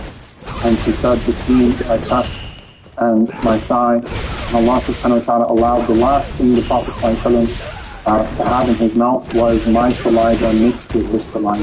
She said, what a blessing that I had with the Prophet sallallahu alayhi wa sallam. Now, Aisha radiallahu anha is the one that narrates that the Prophet ﷺ said, whoever loves to meet Allah, Allah loves to meet him. Whoever hates to meet Allah, Allah hates to meet him. She said, I said to the Prophet ﷺ, Allah, we all hate death. She said, إنما ذاك عند موته إذا بشر برحمة الله ومغفرته أحب لقاء الله والله لقاءه. Said to her, وسلم, that that's not what I'm talking about. This is referring to the last moments that the believer, when they are given their glad tidings of paradise, at the time of death, that moment they love to meet Allah. That moment they love to meet Allah subhanahu wa ta'ala. So she is now seeing that hadith come to fruition. And she says, كان رسول الله صلى الله عليه وسلم يقول وهو صحيح.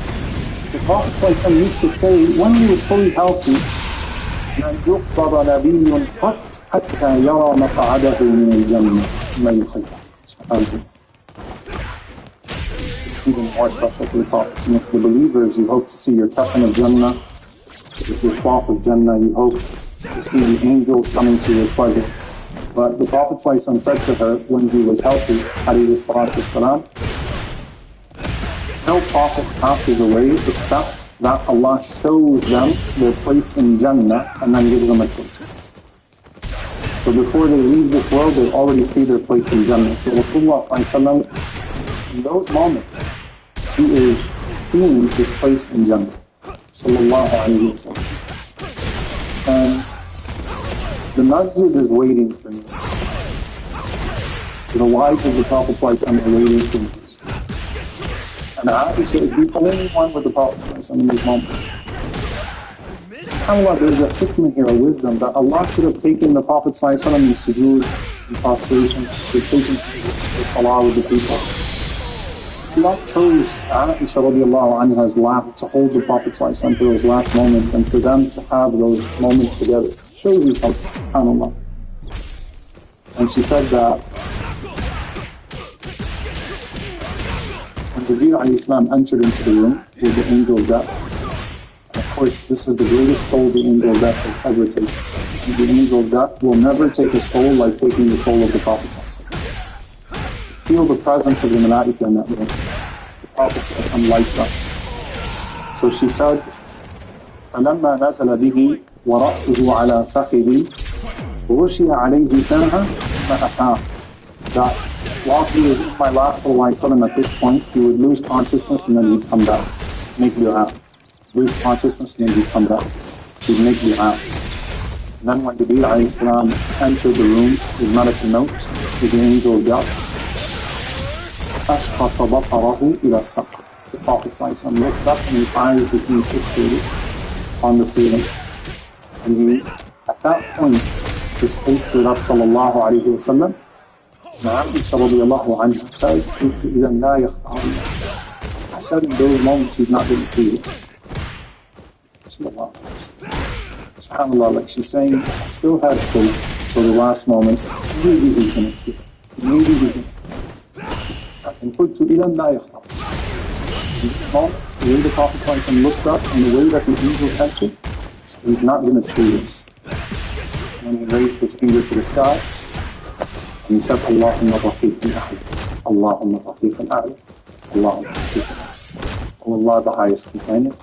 Oh Allah, the highest companion. Oh Allah, the highest companion. And Aisha radiallahu anha said, those were the last words he said, sallallahu alayhi wa sallam. Soul left his body and his hand fell, sallallahu alayhi wa sallam. This is the greatest tragedy that ever struck you. It happened in her life. Think about that. There's no tragedy in the history of this world that matches the death of the Prophet sallallahu alaihi wasallam. And it happened in her lap. And you ask yourself, what would you do? The whole ummah, not one person except for her, radiallahu ta'ala anha, is holding the body of the Prophet sallallahu alaihi wasallam and witnessing his last moments, sallallahu alaihi wasallam. And she said when he passed away, she shrieked, radiallahu ta'ala anha. And when she shrieked, when she screamed, that's when everyone in the masjid knew what happened. Like they hadn't heard her scream like that before, radiallahu ta'ala. So that's when it overtakes the masjid, Ma'at Rasulullah, Ma'at Rasulullah, Ma'at Rasulullah, sallallahu alayhi wa sallam. That the Prophet sallallahu alayhi wa sallam has passed away, the Prophet sallallahu alayhi wa sallam has passed away, the Prophet sallallahu alayhi wa sallam has passed away. And Aisha radiallahu anha, she admits in the narration, Muslim Imam Ahmad, she says that I stood up and I screamed. I mean, she didn't know how to handle the gravity of the moment. This is not the death of any human being. This is the death of Rasulullah sallallahu alaihi wasallam. So she got up and she shouted. And then she narrates that Abu Bakr radiallahu ta'ala anhu came. And she said that after I shouted, the family of the Prophet sallallahu alaihi wasallam came, the women came, and they all started to cry over the Prophet ﷺ, and they covered the body of the Prophet ﷺ with a cloak from Yemen. His body was there, sallallahu alaihi wasallam, and she said that Abu Bakr radiallahu anhu came bolting to the house. And she said that he passed through the masjid, and subhanAllah, he didn't speak to anybody. Now, when Abu Bakr radiallahu anhu enters into the masjid, he sees people screaming, he sees people shouting. He looks to the walls and he sees Ali and Uthman completely wiped out. They couldn't speak, they couldn't move. The greatest companions of the Prophet ﷺ were absolutely paralyzed in this moment. How did he come to terms? And he refused to talk to anyone until he got to the house of the Prophet ﷺ. Aisha radiallahu anha says he entered into the house. فكشف عن وجهه صلى الله عليه وسلم. He removed that cloak. The Prophet ﷺ's body was laying there. He removed that cloak from the body of the Prophet ﷺ.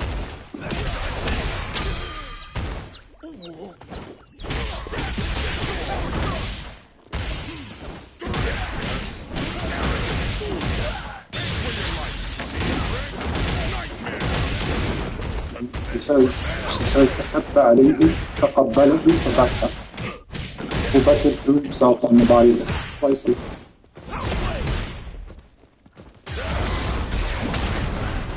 Abu Bakr radiallahu anhu threw himself on the body of the Prophet and kissed him and cried.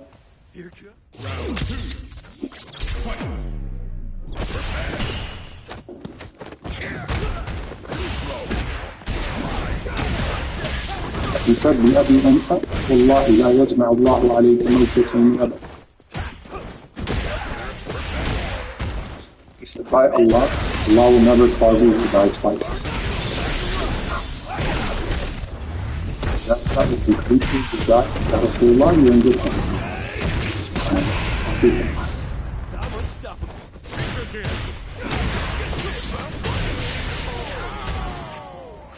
Terry wins!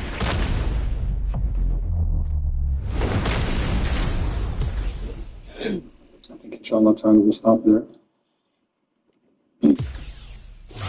Reflect. This is the greatest tragedy. The Prophet said, when you lose someone that you love, remember the tragedy and death of the Prophet. Aisha radiallahu anha describing this moment. Now you have the last joke, the last final, the last hug, the last conversation, the last duha. You have the last kiss. Abu Bakr radiallahu anhu to the forehead of the Prophet sallallahu alayhi wa sallam. Found the word, Allah had a way of putting something on the tongue of Abu Bakr Siddiq radiallahu anhu that was unlike anyone else. How beautiful are you? And Allah subhanahu wa ta'ala won't let you die for us. Allah subhanahu wa ta'ala send our peace and blessings upon the Messenger sallallahu alayhi wa sallam. Allah be pleased with the companions of the Prophet sallallahu alayhi wa sallam. Allah be pleased with our mother Aisha radiallahu ta'ala anha, who had to witness that. It brought him so much joy and comfort until the very last moments of his life sallallahu alayhi wa sallam. May Allah subhanahu wa ta'ala comfort us with the ru'ya of our Prophet sallallahu alayhi wa sallam to Firdaus al-A'la, his eternal companionship. May Allah subhanahu wa ta'ala let the death that He has decreed for all of us be a good death. When it's all Christmas time, may Allah subhanahu wa ta'ala let our eternity be to our beloved Messenger sallallahu alayhi wa sallam. May Allah subhanahu wa ta'ala forgive us for Allahumma ameen. Allah ta'ala, we go ahead and stop here and we'll continue next week.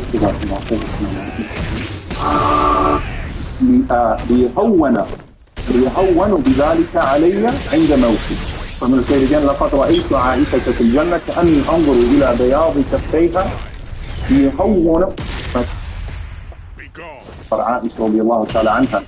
But this part of her life is very interesting because it's after the death of the Prophet sallallahu alaihi wasallam, and it actually makes up the majority of her life. So to give you some perspective, M. Bison wins.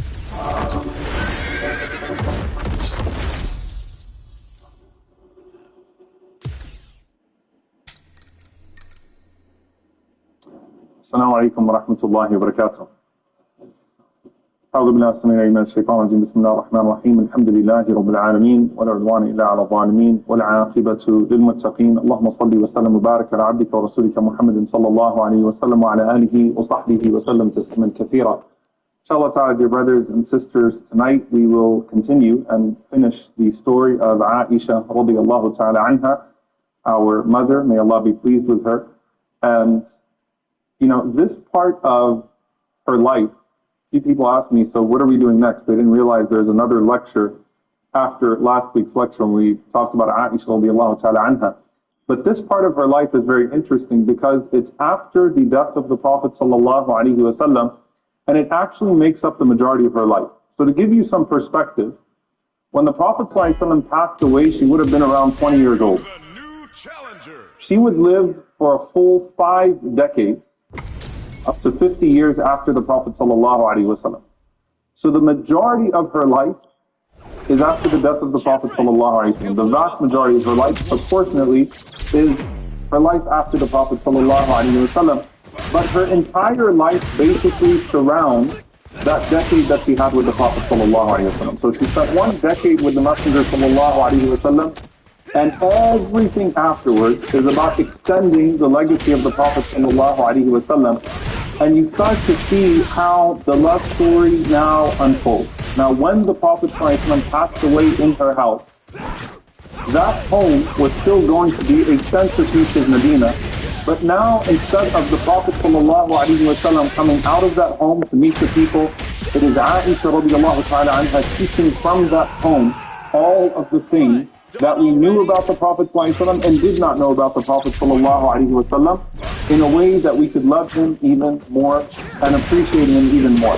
But subhanAllah, you know, in all of the narrations about the Prophet ﷺ and her in Jannah together, because remember, Jibreel alayhi salam told the Prophet ﷺ, this is your wife in this dunya and in Jannah. This is going to be your wife in this life and in the next life. And the Prophet ﷺ used to say that to Aisha radiallahu ta'ala anha, give her the glad tidings of that, and she's the only wife other than Khadija radiallahu anha who Jibreel alayhi salam would send his salam to. So she has all of these glad tidings. But do you remember the part where the Prophet ﷺ is passing away and she says that I realized at that moment that he's not going to choose us? There's such a profound narration in Muslim Imam Ahmad where the Prophet ﷺ said, لقد رأيت عائشة في الجنة كأني أنظر إلى بياض كفيها ليهون بذلك علي عند موتي. So I'm going to say it again. لقد رأيت عائشة في الجنة كأني أنظر إلى بياض كفيها ليهون بذلك علي عند موتي. So he says, sallallahu alayhi wa sallam, in this narration, that I was shown Aisha radiallahu ta'ala anha in Jannah, my wife in Jannah, and I saw the inner of her palm, so that would make it easier for me at the time of my death. Meaning the Prophet ﷺ is also being given the glad tidings that she's going to be with him, which shows you that the Prophet ﷺ, as he's parting from this world, he also has this deep love for the people that he's leaving behind, sallallahu alayhi wa sallam. And Allah subhanahu wa ta'ala is giving him glad tidings to settle him as well, sallallahu alayhi wa sallam, that all of these people that you're leaving behind, especially your most beloved Aisha radiallahu ta'ala anha, they will follow with you to Al-Jannah. May Allah subhanahu wa ta'ala make us amongst those people that join our Messenger sallallahu alayhi wa sallam in Al-Jannah. And in that there's this discourse that the scholars mentioned, that the Prophet ﷺ chose Al-Jannah. He chose Al-Rafiq Al-A'la. And the Prophet ﷺ, as he chose the highest companionship, one of the things that you see as a consistent theme from the Prophet ﷺ going to that next realm until we join him, bi'idhnillahi ta'ala, is that every single moment of the Prophet ﷺ is going to be a source of blessing for us and intercession for those who come after him, sallallahu alayhi wa sallam, until we meet him at his house. May Allah subhanahu wa ta'ala allow us to be amongst those people. Allahumma ameen. So with Aisha radiallahu ta'ala anha, the specific comfort that's given to the Prophet ﷺ that you are coming with me, and the specific glad tidings to her that this separation is only a temporary separation of this dunya, was something that would nurture her for the next 5 decades of her life. Now remember the dream where she had the 3 moons fall into her home? She says that my father Abu Bakr radiallahu ta'ala anhu came to me after the death of the Prophet sallallahu alayhi wa sallam, and he reminded me of that dream that I had. The dream was what? That 3 moons came into my home. 3 moons came into my home. And Abu Bakr radiallahu ta'ala anhu said that the best 3 people in this world, khayru ahl al-ard, the best 3 people in this world are going to be buried in your home. And after the Prophet ﷺ passed away, Abu Bakr radiallahu anhu comes to me and he reminds me, he says, khayru akhmaraki ya Aisha, the best of your moons, O Aisha, the best of your moons. Remember that dream that you had? This is the best of your 3 moons that were just buried in your home. The Prophet ﷺ living next to her. So imagine living in that house where she shared all of those memories, and she used to wait for the Prophet ﷺ to come home, and now he's buried next to her. You know, you think about painful separation and going to the grave of the loved one. Imagine when he's right there, sallallahu alayhi wa sallam, his body. And how many times she must have replayed over those 5 decades, all of those moments with the Messenger sallallahu alayhi wa sallam. And when she's sharing the over 2,000 ahadith about him, she's sitting right next to his grave sallallahu alayhi wa sallam. And all these times she has to relive the last moments of the Prophet sallallahu alayhi wa sallam. That's all there, right next to her, radiyallahu ta'ala anha. So she's in that home, and the Prophet sallallahu alayhi wa sallam has been buried in her home. And then comes the life of Abu Bakr as-Siddiq radiallahu ta'ala anhu as Khalifa, her father. And she narrates to us the final moments of Abu Bakr as-Siddiq radiallahu ta'ala anhu. She lost her mom, Al-Man radiallahu anha. She lost the most beloved, sallallahu alayhi wa sallam. And now Abu Bakr as-Siddiq radiallahu ta'ala anhu is passing away. And Abu Bakr radiallahu ta'ala anhu wakes up, and it is a Monday, and he's 63 years old. And he realizes that his death resembles the death of the Prophet sallallahu alaihi wasallam exactly as he remembered it. So he's asking Aisha, how old was the Prophet sallallahu alaihi wasallam when he passed away?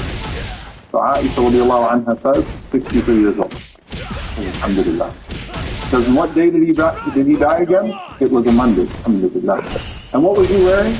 This is what he was wearing, the 3 cloths. So Abu Bakr radiallahu ta'ala anhu literally dresses himself in the exact same cloth as the Prophet ﷺ when he passed away at the age of 63 years, and lays down and waits for his death to come to him radiallahu ta'ala anhu, so that he be buried, and his head radiallahu anhu is right to the shoulder of the Prophet sallallahu alayhi wa sallam. SubhanAllah. So imagine Aisha when she walks in that room, the feeling, and this is her home, she lives in that home now. And the Prophet ﷺ was the first moon, and Abu Bakr as-Siddiq radiallahu ta'ala anhu was the second moon. And now comes the third moon. Now here's the thing. Imagine being her and then being asked to give up your grave next to the Prophet ﷺ and Abu Bakr, her father. This is going to be one of the greatest acts of generosity that you'll ever find from her. She has now prepared herself for death, and she had in her mind and her intention that she's going to be buried right next to the Prophet ﷺ and Abu Bakr, her father. And it makes sense, and that's the expectation. And there's nothing that would alter that except for an incredible intervention. Now what happened? Umar ibn Khattab radiallahu ta'ala anhu is passing away, and he says to his son, he says, "Oh my son, Abdullah, go to Aisha and ask her for permission if I can be buried next to the Prophet ﷺ and Abu Bakr." Remember, the whole scene in Medina was always the Prophet ﷺ, Abu Bakr and Umar, the Prophet ﷺ, Abu Bakr and Umar. So it's only poetic, it's only right that those three were always together, walking amongst the people in Medina, that they now be buried together in Medina. But listen to what Umar radiallahu anhu says. He says, don't pressure her. Simply make it as a request. Do not pressure her. And in fact, Umar radiallahu ta'ala anhu is putting this extra layer. He's saying, ask her if she's sure, and then you go after and ask her again if she's sure, if she says yes. So Abdullah comes to Aisha, and Umar radiallahu anhu was dying after being stabbed, and he says to her that my father is asking permission to be buried with his companions, with the Prophet ﷺ and Abu Bakr.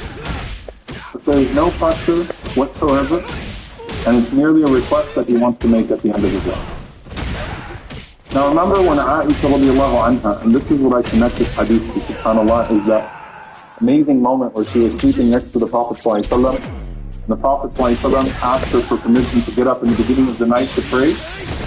And what did she say to the Prophet ﷺ? Inni la'uhibbu qurbak. I love your closeness, but I love more what makes you happy. As much as I love your qurb, I love ma yasurrak, what makes you happy, Ya Rasulullah, even more than I love your closeness. And this is now another manifestation of that, subhanAllah, but one that has much longer consequences than one night. She says when Abdullah comes to her with that request, she says, Kuntu uriduhu bi nafsi. She said, I wanted that grave for myself. But she said, today I'm going to prepare it, or I'm going to prefer Umar radiallahu ta'ala anhu to me, because I know that the Prophet ﷺ was pleased with him, and how much the Prophet ﷺ loved him. SubhanAllah, he's saying that ala nafsi, I'm going to prefer him to myself, even though I wanted that. So Abdullah comes back to Umar, and Umar radiallahu anhu is dying, and Umar immediately asks him, ما لديك, what need do you have? فقال أذنت لك يا أمير المؤمنين. He said, he agreed, O Amir al-Mu'mineen, that you take that grave instead of her. And he said, مَا كَانَ شَيْءٌ أَحَمَّ إِلَيَّ مِنْ ذَلِكَ الْمَضْجَعِ. He said that there is not a single thing that was more beloved to me than to be buried in that place. But he said, فَإِذَا قُلِبْتُ فَحْمِلُونِي ثُمَّ سَلِّمُوا ثُمَّ قُلْ يَسْتَأْذِنُ عُمَرْ رضي الله تعالى عنه. So Umar radiallahu anhu said, but when I die, take me once again and ask for permission. I'm adding the radiallahu ta'ala anhu. Ask Aisha radiallahu anha once again, does she have permission? فَإِنْ أَذِنَتْ لِي فَاتِّنُونِ. And if she says yes, then go ahead and bury me. وَإِلَّا فَرُجُّونِي إِلَى مَقَابِرِ الْمُسْلِمِينَ. And if she at that point thought about it after some time and said, I don't want to give up my place, maybe she answered in a moment of being emotional because Umar radiallahu anhu had just been stabbed, and now she thought about it and she's regretting it. I don't want to give up my place next to the Prophet ﷺ and Abu Bakr. So Umar radiallahu anhu said, listen, if she looks like she changed her mind, then just take me back and bury me with the rest of the Muslims. So they carried Umar ibn Khattab radiallahu anhu once again, and Abdullah went forward after he passed away and asked for permission. And Aisha radiallahu ta'ala anha gave her permission, and she preferred Umar radiallahu anhu to herself. for that grave, knowing that that was what would have made the Prophet ﷺ happy. SubhanAllah, it's how this woman thinks about the Prophet ﷺ and prefers his happiness to hers, because doing so is preferring what pleases Allah subhanahu wa ta'ala to what pleases her. And so Umar radiallahu ta'ala anhu is brought into the home and buried at the shoulder